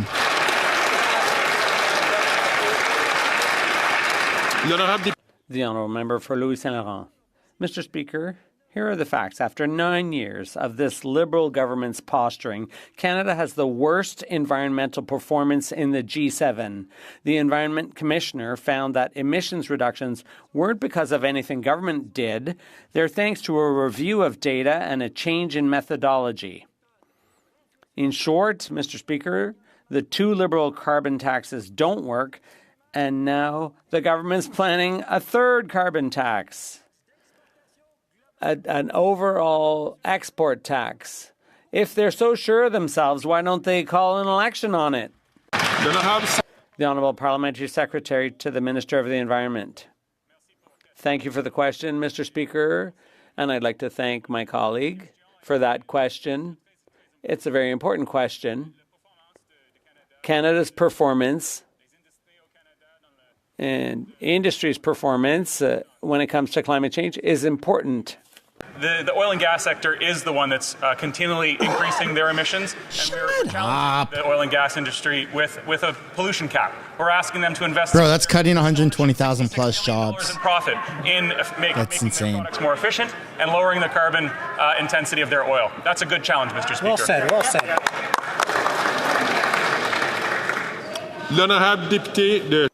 The Honourable Member for Trois-Rivières. Mr. Speaker, the media recently reported that fraudsters were taking full advantage of CRA and claiming bogus tax refunds. According to Radio-Canada, the agency hasn't understood the need to clean up its act. Instead of going after fraud and malpractice, they've launched a witch hunt to find out who's talking to reporters. Managers have even gone so far as to spy on employees' computers. They don't want to deal with the problem, they just want to shoot the messengers. Will the minister ask the agency to track down on fraudsters instead of whistleblowers? The Honourable Minister of National Revenue. Thank you, Mr. Speaker. There are situations that need to be reported, and that's why we supported a block bill. But, Mr. Speaker, if I were to publicly share information that comes under the Income Tax Act, I could be liable to 7 years imprisonment. Mr. Speaker, employee staff, agency staff also need to protect the tax base. So it's important to remind them of their duties and obligations. Thank you, Mr. Speaker. The Honourable Member for Trois-Rivières. Imagine fraudsters have gotten millions of dollars in tax refunds because CRA didn't check before transferring the money. So the agency wrote to its staff not to ask them to tighten up the checks, to ask them to keep their mouths shut. Management thinks the main problem isn't fraud, it's the media. We need accountability, and accountability starts with protecting whistleblowers, not fraudsters. Will the minister do something about the total lack of ethics in CRA senior management? The Honourable Minister of National Revenue. Thank you, Mr. Speaker. My colleague is mixing things up. There are two very distinct things here, but I can assure him that when it comes to CRA, we take fraud very seriously. We have very professional teams. Hey, don't. Even within CRA, there was fraud. Strategies. A lot of them took CERB or something like that. Institutions, with our international partners. There are a number of levels of security to catch these fraudsters, and I can assure you, Mr. Speaker, that the agency is a prime target, obviously, with the benefits and the checks that we pay out, but we are doing a good job all the same. The Honourable Member from Battleford, Lloydminster. Mr. Speaker, after 9 years, the NDP Liberals are not worth the cost. Now, the Prime Minister got on his taxpayer-funded carbon-emitting jet, flew to Brazil, and bragged about how great his punitive carbon tax is. His carbon tax has done nothing for the environment while literally making life's basic necessities unaffordable. The Prime Minister called it the best tool out there, but the only tool that Canadians want is a ballot box. Will the Prime Minister call a carbon tax election? Yep. The Honourable. That's all we want. That's all we want for Christmas. Climate change. Thank you, Mr. Speaker. Canada's emissions are lower now than they've been since all of Connor McDavid's life. Last time they were this low was 1997. Our emissions are down because of industrial carbon pricing, because of pricing on consumer fuels, and because of the over 100 measures that this government has undertaken to lower our emissions and protect the environment. And what have the Conservatives done over that same time? They voted against every single measure, Mr. Speaker. It's not just us that think carbon pricing is effective, it's also William Nordhaus, who has a Nobel Prize to prove it. So if even one Conservative economist, if they could find one that said they've got a solution for fighting climate change, we'd love to hear it. Absolutely. The Honourable Member from Battleford, Lloydminster. Under this Prime Minister's carbon tax regime, grocery prices have skyrocketed to the point that scurvy is now a serious health concern in Canada. 27 cases of scurvy have been identified in northern Saskatchewan. The Prime Minister wants to blame, quote, propaganda, misinformation, and flat-out lies for opposition to his carbon tax. But unlike him, Canadians do not get to turn a blind eye to the affordability challenges that they face. Will the Prime Minister show some compassion and call a carbon tax election? Get on board with that. Canada is second in the G7 on health span. Second only to Japan. We're 1 year longer than both nonsense statistics. Italy in terms of the number of years we live in good health. We are 2 years better than the United Kingdom. We are 6 years longer than the United States. You know, when you're talking about things that have been gone for a long time, let's talk about what's happening with measles. Let's talk about what's happening with misinformation generally. The approach to attacking public health that the Conservatives are taking, the attack on information, puts lives at risk and fundamentally endangers our health system, Mr. Speaker. The honourable member from Toronto St. Paul's. Fact. This Liberal Prime Minister is out of touch. First, he gets on a gas-guzzling jet. Then, he glorifies the punishing carbon tax that Canadians pay. And everyone who disagrees, he says, quote, they're using propaganda, misinformation, and flat-out lies. Gaslights us. Okay, 1 in 10 people in Toronto are using food banks, and 87% of them are living in unaffordable housing. Enough is enough. Why won't the Prime Minister treat Canadians like adults, let them decide, and call a carbon tax election now? And stop trying to gaslight us, man. The Honourable Minister for Natural Resources and Energy. Thank you, Mr. Speaker. It is a fact that 300 economists in this country have all said that a price on pollution is an effective way to reduce emissions, and the majority of Canadians actually get more money back in rebates. It is a fact that the Parliamentary Budget Officer said exactly the same thing. On this side of the House, we have a plan that is about addressing affordability issues, it is about growing a clean economy for the future, and it is about fighting climate change. My goodness, it is time that some of those folks across the way at least accept the reality of climate change and have something positive to say. Hey! How many more taxes till we solve it? Just a number. The honourable member for Châteauguay-Lacolle. Mr. Speaker, we know the Conservative leaders had a rough week because of the scandal surrounding his plan to cut the housing agreement with Quebec. Today, we announced a significant plan to invest in housing in Quebec, which will add thousands of social and affordable housing units to the existing stock. Can the Minister of Public Services and Procurement tell this House about the impact of today's announcement and the potential impact of the Conservative leaders' cuts for Quebecers? The Honourable Minister of Public Services and Procurement. Good news, Mr. Speaker. We announced this morning $92 million being added to the historic agreement with Quebec. They're building 3,000 new housing units. It's a big problem for the Conservative leader who says that housing simply doesn't exist. What would the Conservative leader do that would affect the Conservative members from Quebec, where there are hundreds of these housing units currently being built? How long are they going to put up with this? The honourable member from Kelowna Lake Country. After 9 years, the NDP Liberals are not worth the cost of housing. The failing Liberal housing plan is not building more homes. Housing starts are down last month compared to 2023. 11% in Canada, 30% in BC, and 87% in Kelowna. I've talked to home builders and residents in my community who all support the common sense Conservative plan to axe the GST on new homes sold under $1 million. Will the NDP Liberals agree with home builders and families and axe the GST on new homes sold? The Honourable Minister for Housing, Infrastructure and Communities. I am very happy to correct the record that my Conservative colleague has put on the floor of the House of Commons. Housing starts are actually up this month 8% compared to last month, and year over year are trending in a positive direction, near the all-time record home building pace that Canada has ever seen.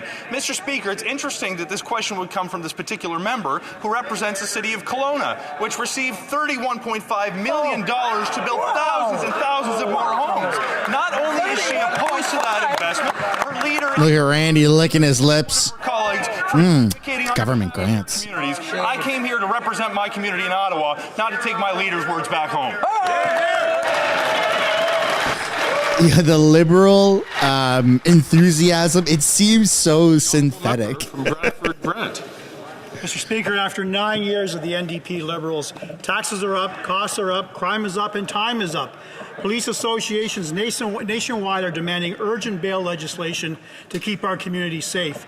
Yet just this morning, a stolen BMW crashed into a Toronto bus, injuring 9 people, 2 critically. 2 of the 4 accused were, surprise, surprise, out on bail, including 1 for a violent robbery. If the safety and security of Canadians is no longer a priority for this Prime Minister, will he call an immediate election so that Conservatives can bring jail, not bail, for repeat violent offenders? The Honourable Minister of Justice and Attorney General. Mr. Speaker, the incident this morning in Toronto is a concern for all of us in this House, all of us who believe in prioritizing public safety and community safety. What's concerning and what people need to understand is that calls for bail reform echoed in this chamber 18 months ago. We responded, tabled legislation, and with the cooperation of all parties, we got it passed. Now the ball goes to the province's court. What we need to ensure is that that very person who should have been detained, did the Crown contest that bail? Did the Crown decide to appeal the bail if the bail decision was made in error? Was there enough space in detention facilities run by the province to hold that person in detention? These are important questions. We need answers. Going to invite the honourable member. Looks like someone took a sanding machine right to the back of his head. Or not take the floor unless. Or he was laying down and a lawnmower just kind of went over his head. The honourable member for Portneuf-Jacques-Cartier. Mr. Speaker, crime is everywhere in Canada, and the Liberal government is willfully blind. Even the leader of the Bloc says there's no crime in our regions. We read this morning that a mother will have to pay $7,000 a year for car insurance because her car has been stolen multiple times. It's always our constituents who end up paying for the inaction of this Liberal government. When will this Bloc Liberal government punish crime, even in rural Canada? The Honourable Minister of Public Safety. Mr. Speaker, our colleague is falsely using the term inaction. He knows full well that our government for many years now has been investing in the police, whether it's the RCMP, the CBSA, or even our provincial and municipal partners in fighting auto theft. This situation is wholly unacceptable to Canadians, and what's good news is that the number of cars being stolen is decreasing, but that's not enough. We will continue to do everything we can to support our police and put an end to this situation. Honourable member from Scarborough Agincourt. Mr. Speaker, from the rising cost of living to climate change, we know young people today face unique challenges. Their mental health needs are complex. Our government is making sure that young Canadians get the care they need, when and where they need it. It's a promise we put forward in 2021 to build a stronger, more resilient Canada. Today, the Minister of Mental Health and Addictions announced the launch of the Youth Mental Health Fund. Can she share details about this historic investment with the House?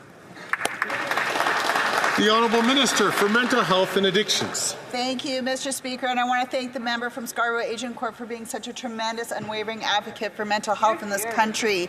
Mr. Speaker, community organizations are the lifeline when it comes to mental health. That's local and that is trusted. This fund, $500 million investment, once in a generation, to make a difference for our youth, to make sure that they have access to the services that they trust the most, adding capacity, filling gaps, and making sure we meet them where they're at. Mr. Speaker, when we talk about the youth of today, we want to make sure that they have the tools that they need to thrive, because when they thrive, Canada succeeds. Bravo. Brilliant. The honourable member from Edmonton Strathcona. Mr. Speaker, a UN report has found that Israel's warfare in Gaza is consistent with the characteristics of genocide. The Liberal government is legally obligated by the Genocide Convention to prevent and stop Netanyahu's attack on Palestinians. Turning a blind eye to mass casualties is not an option. Entire families have been decimated. Children are starving to death. When will the Liberals live up to their obligations, sanction Netanyahu and his extreme cabinet, and finally put in place an actual arms embargo? Here. Let's worry about Canada and Canadian things. The Honourable Parliamentary Secretary before he takes the floor, I just want to encourage all members, to remind members to be very careful about what they wear in this House to ensure that it's not considered a prop. The Honourable Parliamentary Secretary to the Minister for Foreign Affairs. Thank you, Mr. Speaker. And I think everyone in this House realizes that the situation in Gaza is dire, that the situation faced by men, women and children in Gaza is horrendous, and we will continue to seek every possible way to find peace with justice in this situation. However, rhetoric doesn't help, symbols don't help. Hard work, diplomacy and engagement will be what Canada needs to do on this every day. We'll continue to do our part to bring peace in the world. Thank you, Mr. Speaker. It's not our part to bring peace in the world. Like, what's so hard for them to understand that? For Richmond, Arthabaska. Mr. Speaker, many closed work permit holders have their renewal applications rejected for want of an impact assessment, either through ignorance or haste. They only find out about the problem at the deadline, and as a result, their application gets rejected. Why doesn't the department take the simple step of letting them know by email about the missing documents so as to avoid work interruptions, impacts on families and businesses, and unnecessary costs for businesses, immigrants, and government alike?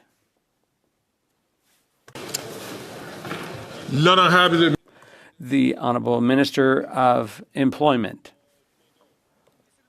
Mr. Speaker, it's very important for us to be able to have work permits when employers need them.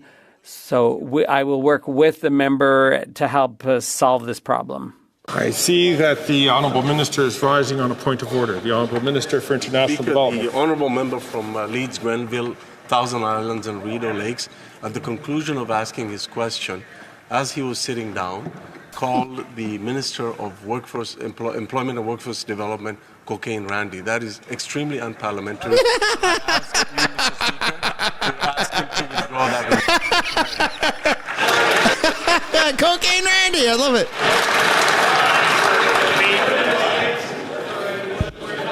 I see that the member from Leeds might be unparliamentary, but it's funny as all hell. In response to this point of order. Speaker, I'm sure that I was referring to the other Randy. Okay.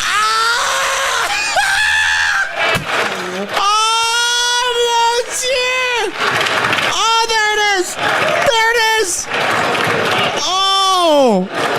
Oh my God! Oh! Whew. I'm out of breath after that one. I will. Holy crap. I will come back to this House after some further reflections. Yo, that's the best that the Honourable singer we've ever heard. Strathcona is rising on a point of order.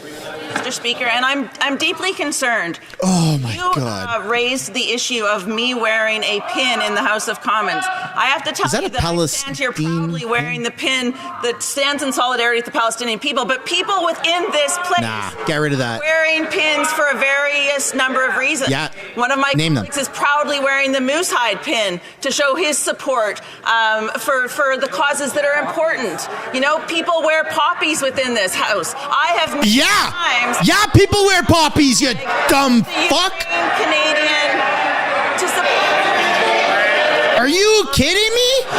Order. I'd like honourable members. Yo, she just compared a Palestinian pin to poppies. Honourable members. Sorry for screaming. Sorry. Hear the point that is raised by the honourable member from Edmonton Strathcona. I couldn't hear much after the reference to the poppy. Wow. Another 10 seconds just to wrap up after. So that the nah, dude, silencer. Can hear this in order to make that's not okay. Determination. The honourable member from Edmonton Strathcona. I'd like to point out when I cannot, as a member of the House of Commons, bring up a point of order without being heckled and shouted down by the Conservatives, that imposes as well on my privilege. Now, I proudly No. Get the hell out. Let Jake Paul fight her, huh? Women's rights, equal rights. Yo, sit down, you cuck. Who is this guy? Look at this. Are you kidding me? You look like a Michelin man. Sit down. Speaker, I have proudly worn many pins in this house. For example, tomorrow, to mark 1,000 days since Putin invaded Ukraine, I will wear the Ukrainian pin. I need to know whether the Conservatives will call this out as a prop. No, that's not okay. Put some L's down in the chat. Put some L's down. Screw that NDP woman, dude. Oh my God, I am biting my friggin' tongue, man. The honourable member. There's so many things I want to say that'll get me banned off of YouTube. We'll come back to the House if necessary.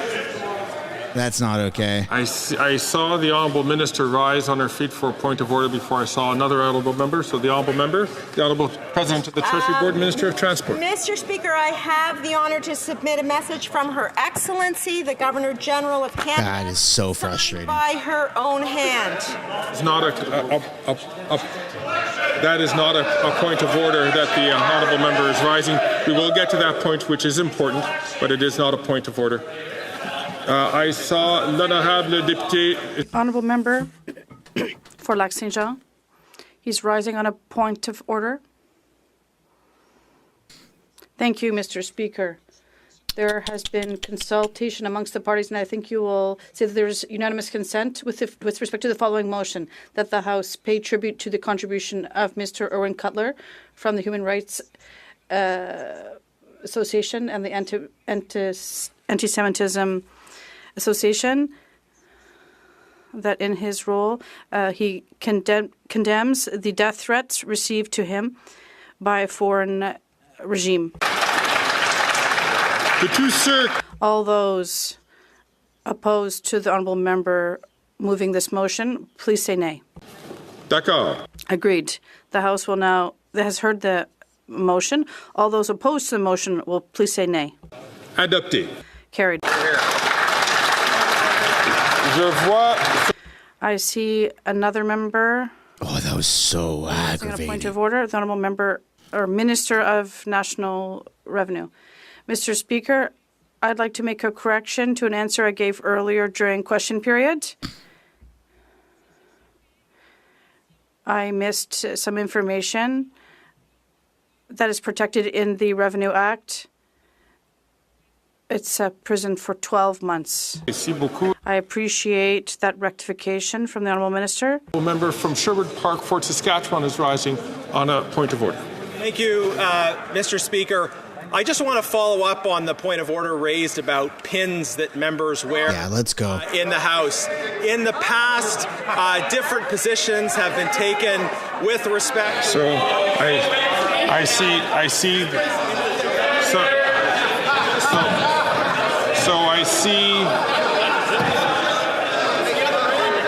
see that the honourable member is trying to make a point that was raised earlier. I did indicate to the House that I had heard points on this, and I will come back to the House if necessary. It's the point of order. Let him cook.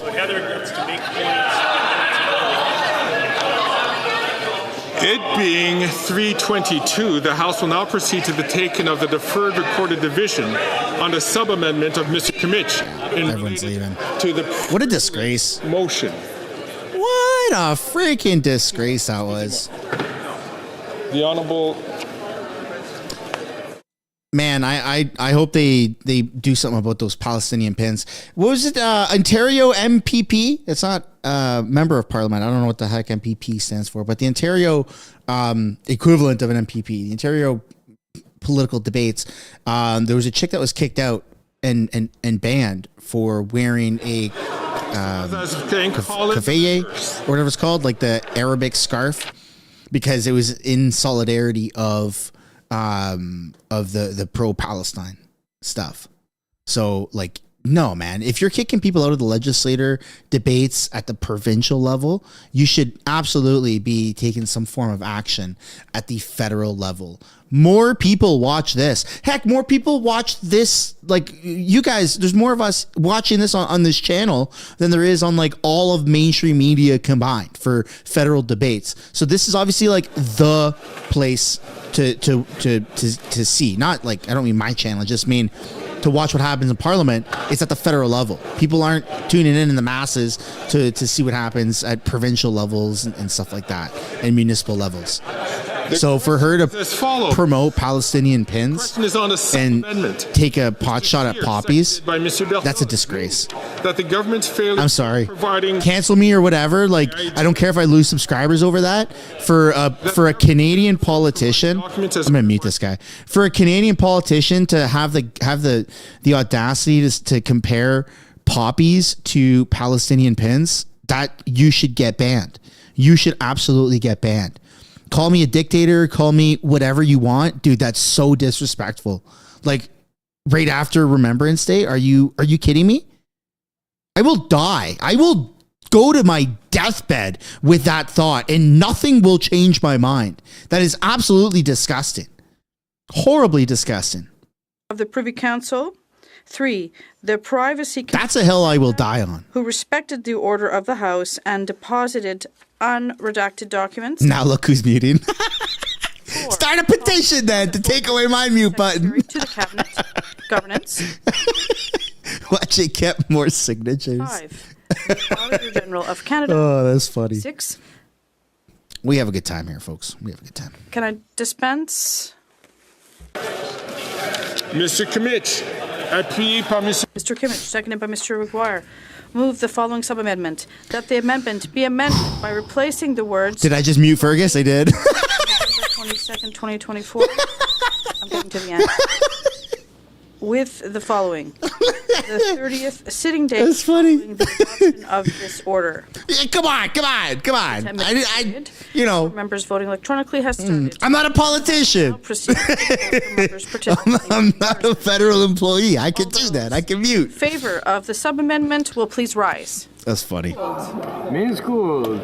Oh, that's hilarious. I don't know what they're voting on, and we'll check it out. Ms. Anand. Ms. Anand. I'll read off some of the super chats here, folks. Tassie. Ms. Tassie. Mr. Varani. Mr. Varani. Failure to produce documents pertaining to sustainable development. Oh, SDTC. Ms. Scrow. Ms. Scrow. Mr. Casey. Oh, shit. Casey. Mr. Vandal. All right. We got something here. Ms. Sahota. Ms. Sahota. Your my rant was more important than Greg? Yeah. Mr. Ananda Sangari. Ms. Jasek. That's so disrespectful. Mr. Sheehan. Oh, my God. Mr. Sheehan. Mr. Oliphant. Mr. Oliphant. Mr. Lamoger. Mr. Lamoger. Mr. Ferguson. A conservative female should have just walked across and just baff, slapped or something, or challenged her to a boxing fight. That's so disrespectful to compare Palestinian pins to poppies. Mr. El Khoury. Larry Steele with the 5. No message attached. Thank you, though, Larry. I appreciate that. Mr. Badaway. I think you bought a sticker pack recently. Mr. Calloway. If I do have the right Larry. Not to be confused with multiple Randys. Mr. Long. Mr. Long. Mr. Longfield. Mr. Longfield. Matthew Gallagher with the 5 saying, I am ready, yes. Just give a vote of non-confidence and please bring down this government already. Mr. Morris. I am tired of the reindeer games of these people. Madam Shanahan. Dude, aren't we all? Aren't we all? Matthew, thank you. Again, Matthew with the 2 saying, I don't trust the libs. Now, I don't trust the libs know how to take a shower. I'm dyslexic. Ms. Bradford. Ms. Bradford. Madame Chatel. Madame Chatel. Mr. Gahir. Mr. Gahir. Mr. Hanley. Mr. Hanley. Yeah, man, these liberals have just screwed us. Ms. Taylor Roy. Ms. Taylor Roy. Ms. Thompson. Ms. Thompson. Jim Smith, a.k.a. Cod Snapper, with the $6.99. Mr. Shear. Mr. Shear. Saying I spent $100 yesterday and walked out a bag and a half of groceries. Prices are out of hand. Something has to be done. Mr. Paulus. Ms. Lewis Haldeman Norfolk. Ms. Lewis Haldeman Norfolk. Mrs. Gray.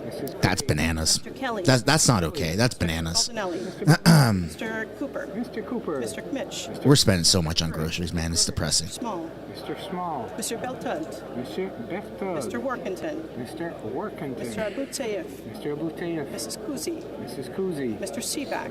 It's hard to get good cheap food, man. Even when you go out, like McDonald's is so expensive. Everything like Wendy's, every fast food joint. I know it's not groceries, but it's so expensive. My family outing now. When I take my family out for dinner, dude, even for date night with my wife, we're pretty frugal. And every single time it's like, hey, do you want to go to the Keg? Do you want to go to a steakhouse? Right? You know, you date night like every so often, whenever it makes sense. And every single time, it's a unanimous decision in our household. Nah, dude, we're going to the Costco cafeteria. Mr. Zimmer. We're going to the Costco cafeteria, and we get pretty much the same thing every time. We get 3 hot dogs with 3 drinks. So my daughter eats. She's only 2, so she doesn't. I don't think she can finish a full hot dog. And then we get a poutine. So we pay like $10.64 or $10.68. That's how often I go. Or not? Sorry, that's not. Sorry, I don't mean that's how often I go. That's how frequent, like clockwork, my order is. I know it's $10.64 or $10.68 because that's the only thing that we get. If it's not like a pizza to take home, we don't do Domino's. We don't do Panago. I don't have a problem with that, with those pizzas, but we like to do the pizza if we're taking the pizza home, right, for like a sporting game or something like that, or just chilling. Yeah. I sit at the cafeteria with my family, dude. We eat our hot dogs and poutine, and we have a nice family outing. We actually haven't done it in like a couple of weeks now. But yeah, that's what we do. It's super cheap, feeds the family, and funny enough, every time we do that, and we sit in the cafeteria, I actually get recognized at my local Costco every single time. Ms. Barron.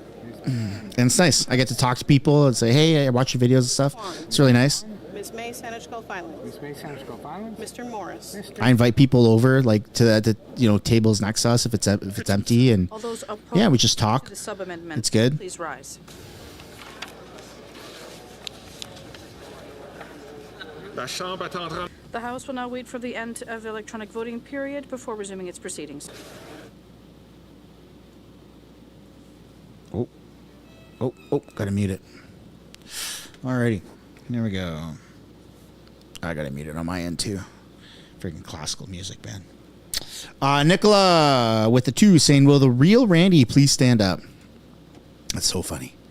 I wonder if we're ever gonna figure out who that other Randy is. Matthew Galligan again with the 2. Mr. Fungus needs to withdraw the chair. And then a thumbs down emoji, Fergus. Yeah. He's certainly not the best. He makes Anthony Rhoda look not too bad. Anthony Rhoda at least didn't abuse the muting of the mic the way that Fergus does. Now, of course, Anthony Rhoda did step down because he, made a little bit of a oopsie by inviting an actual Nazi into Parliament. What the fuck? You can't make this up, man.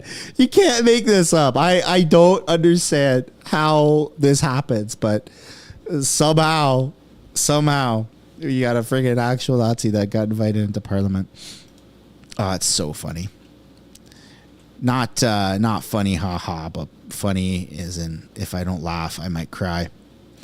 Let's see here. Let's see if I can make my camera a little bit bigger for when we're just kind of chilling like this. There you go. Look at that, huh? Look at that.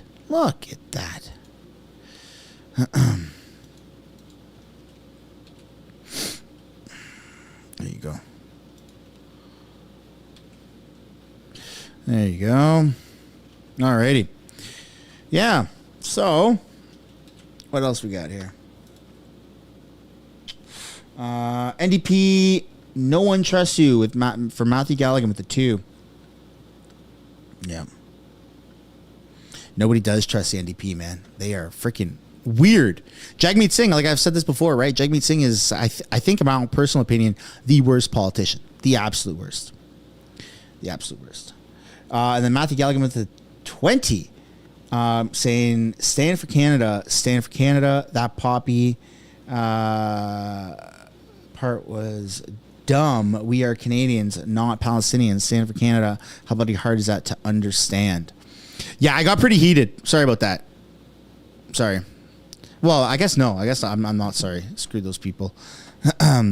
Not screw those people as in, I don't know. Just screw the idea of promoting, thinking that it's okay to shit on poppies and shit on Canadian veterans and try and put people from other parts of the world above our own traditions and our own values. Like Canada has historically been quite patriotic when it comes to veterans, but under this Trudeau government and just things that are happening recently, you're seeing, instead of glorifying or celebrating veterans, you're seeing people that are promoting and pushing agendas that are from literally on the other side of the world, and it sucks.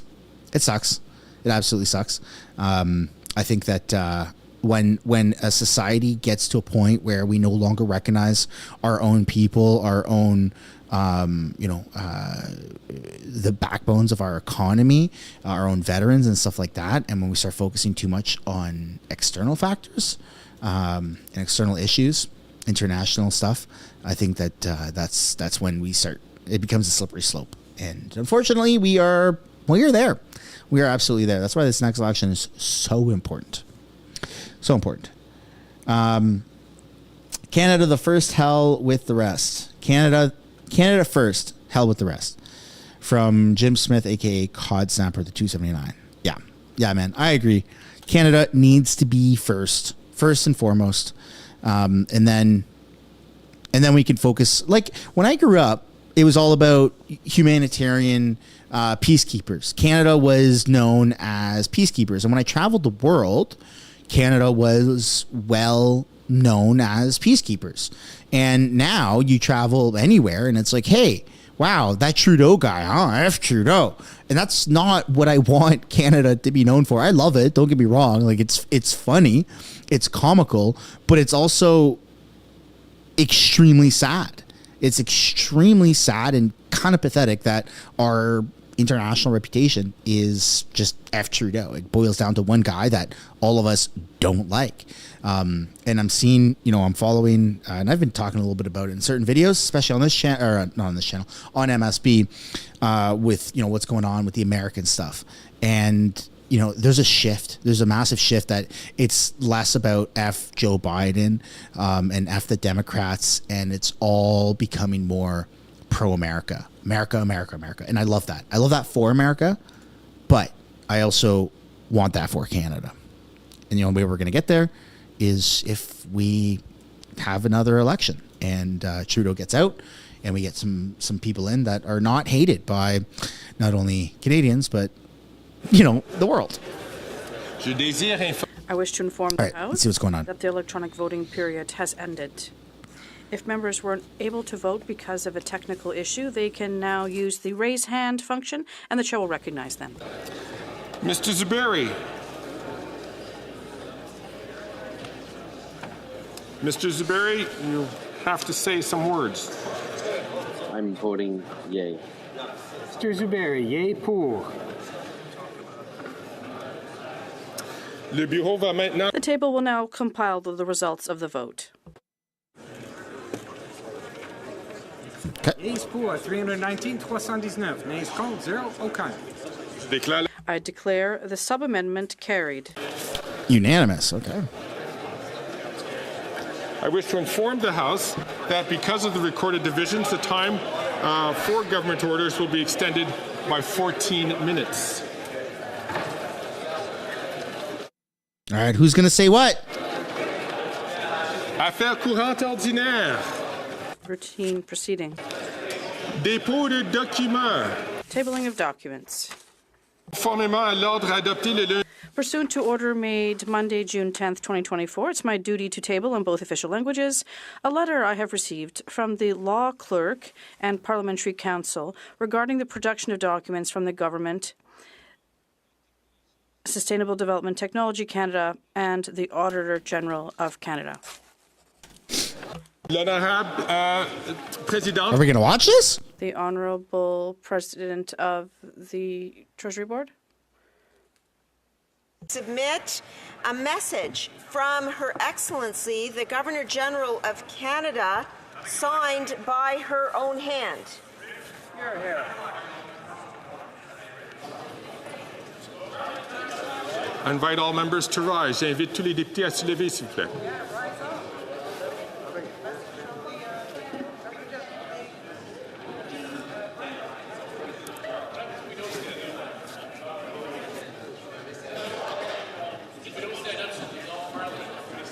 I'm down to keep going. Explore, you know? Order.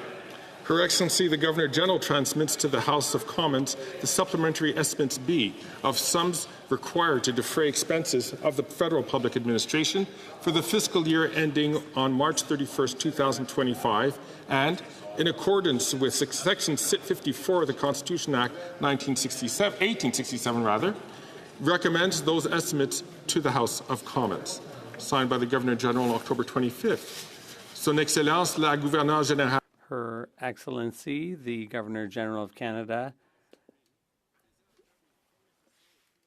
submits to the House the Supplementary Estimates B for the fiscal year ending March 31st, 2025, and pursuant to the Constitution Act of 1867, Section 54, recommends this budget to the House of Commons as signed by the Governor-General.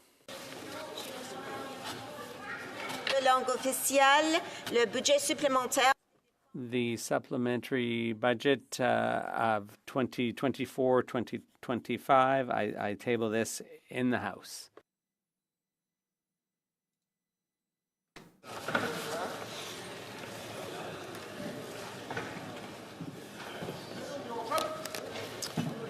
The Honourable Parliamentary Secretary to the Leader of the Government in the House of Commons. Thank you, Mr. Speaker. Pursuant to Standing Order 36.8a, I have the honour to table in both official languages the government's responses to 37 petitions. These returns will be tabled in an electronic format. Okay. Switch out the speaker, huh? Tabling of documents. Introduction of government bills. Déclaration de ministre. Statements by ministers. Reports from interparliamentary delegations. Presenting reports from committees. Introduction of private members' bills. First reading of Senate public bills. Motions. Speaking on correct. Who's your seconder? Come on now. I don't know what's going on. Seconded by Miss Gladue. Moves that the second report of the Standing Committee on Indigenous and Northern Affairs presented on Monday, April 25th, 2022 be concurred in. Debate. The honour member for Haliburton-Kawartha Lakes Brock. Thank you very much, Madam Speaker, and I thank the member from Sarnia-Lambton for being a seconder, although the member from Battle River Crowfoot was right there as well. All right, there's reading motions. I agree it is on an important issue. It is I don't know what's going on. The report, number 2, Barriers to Economic Development in Indigenous Communities. But I'm curious. In April of 2022. The report's study highlights the ongoing challenges faced by Indigenous peoples in Canada in achieving economic development, despite their right to self-determination. First Nations, Inuit, Métis communities continue to experience significant socio-economic disparities when compared with non-Indigenous people. This includes lower income, education levels, employment rates, and property values. The committee concluded that these disparities are largely the result of historical and systemic inequalities further exacerbated by federal policies and regulations. In February of 2022, the Standing Committee on Indigenous and Northern Affairs initiated a study aimed at identifying the barriers to Indigenous economic development and exploring ways to eliminate them. Addressing these barriers could not only enhance outcomes for Indigenous communities, but also contribute significantly to Canada's economy, potentially adding $30 billion to the national GDP by closing the socio-economic gaps between Indigenous and non-Indigenous populations. Witnesses to the study identified several critical barriers to Indigenous economic development, including limited access to capital, inadequate infrastructure, and in some cases, a lack of capacity. These challenges are deeply rooted in the history of colonialism and the ongoing failure to fully recognize Indigenous jurisdiction. While many Indigenous... I have a point of order, it seems, online. I will just double check on that. L'honorable député... The honourable member for Rimouski-Neigette-Témiscouata-les-Basques. Do you have a point of order? Yes, Madam Speaker. No. I was just seeking unanimous consent for a motion, and I can do that later. Okay, so it's a point of order calling for to have a vote counted from the vote we just held. Will the House allow the member to vote? No, there's no unanimous consent. I'm sorry. Water Lakes Brock, resuming debate. Thank you very much, Madam Speaker. We'll listen to what's going on for a little bit, and then we'll see if we're going to continue. To this study, identified several critical barriers to Indigenous economic independence and developments. We're talking about the issues identified were limited access to capital, inadequate infrastructure, and in some cases, lack of capacity. So, of course, we go on to say that many Indigenous communities are already working on their own solutions to these issues, and they require further supports from the Government of Canada. Indigenous peoples have long been excluded from key decision-making process, which have hindered their ability to fully participate in economic development. Clarence T. Jules, otherwise known as Manny Jules to many, Chief Commissioner of the First Nations Tax Commission, pointed out that Indigenous peoples have lost control over their fiscal powers and lands as a result of these historical exclusions. Infrastructure is essential for driving Indigenous economic development, serving as a backbone of a functional economy. And before I continue on with the reports, I'd like to remind people that I am splitting my time with the honourable member from Sherwood Park, Fort Saskatchewan. Great decision. I think is a great decision as well. So going on, experts such as Clint Davis from Nunasi Corporation and Ernie Daniels of the First Nations Finance Authority have underscored the importance of closing the significant infrastructure gap estimated at about $30 billion between First Nations and other Canadian communities. Wow. The Nunavut Infrastructure Gap Report, for example, highlights critical shortages in water, housing, broadband, and energy systems. The overall infrastructure gap for Indigenous communities there could be as high as $70 billion. Housing, of course, is another urgent issue. Shannon Matabawaban from the National Aboriginal Capital Corporation Associations has proposed the creation of an Indigenous housing fund in partnership with Aboriginal financial institutions. This fund would help secure financing for housing in Indigenous communities. Similarly, Grand Chief Jerry Daniels of the Southern Chiefs Organization recommended offering long-term loan guarantees to support capital projects, including housing initiatives. To help bridge the infrastructure gap, Daniels has suggested exploring monetization as a funding approach. This method, commonly used by municipalities to finance projects, involves issuing debentures to raise capital for infrastructure and economic development. Daniels also proposed a pilot project to replace diesel generation in remote communities, potentially funded through this model. This approach could not only reduce dependence on federal funding, but also provide a sustainable, clean energy solution while testing innovative financing strategies at a minimal cost to the government. The committee was informed that administrative obstacles pose significant challenges to Indigenous economic development, especially when it comes to accessing public funding. Witnesses highlighted issues such as time-consuming and repetitive processes of submitting applications, as well as confusion around program eligibility requirements. Yeah, guys. To address these challenges, I'll be honest, I ain't interested in this. I'll be brutally honest. I thought I could do it. Nope. I ain't the guy for this. I ain't the guy for that. No, sorry. Sorry, not the guy for that. I'll read off the last bit of super chats here, and then we're gonna end the stream because it was really good, and I do not want to bore myself, let alone all of you, with the rest of that. So we've got Jim Smith, aka Cod Sniper, with 279, saying Canada first, to hell with the rest. I already read that one, but I really liked it. Thank you.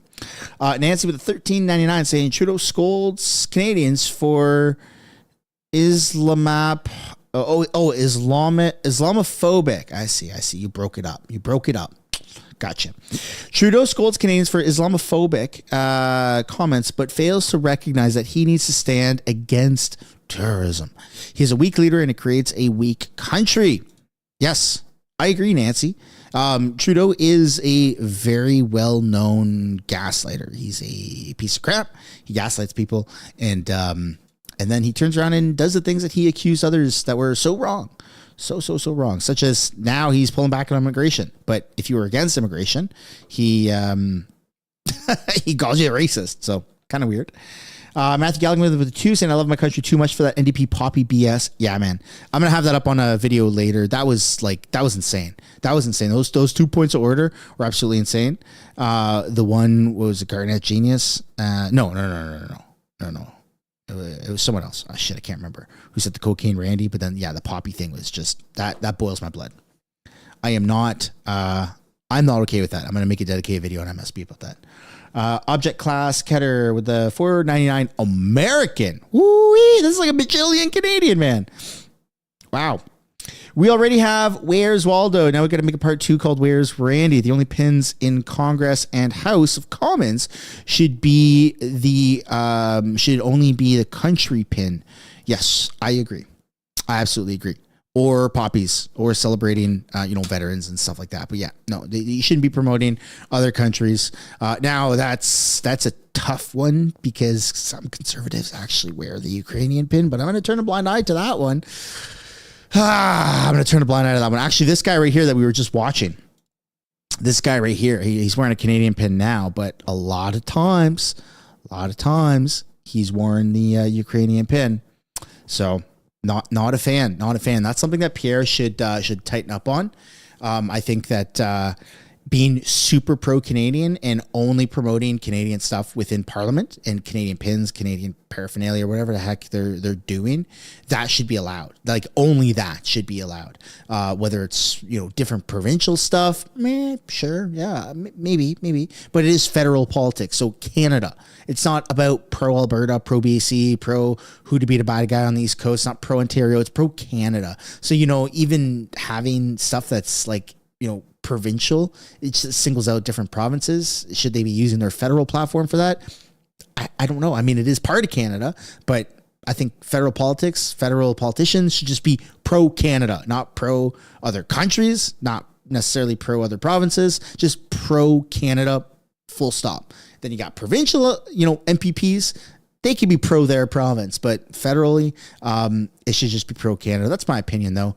And as we approach the end of this live stream, I would love to know yours. Thanks for watching, everybody. On your way out, if you haven't yet already, but chances are you guys watching to the very end have already smashed the like button and subscribe. But in case you haven't, I'd really appreciate those. I'll see you guys same time tomorrow. Peace and love, everybody. Enjoy the rest.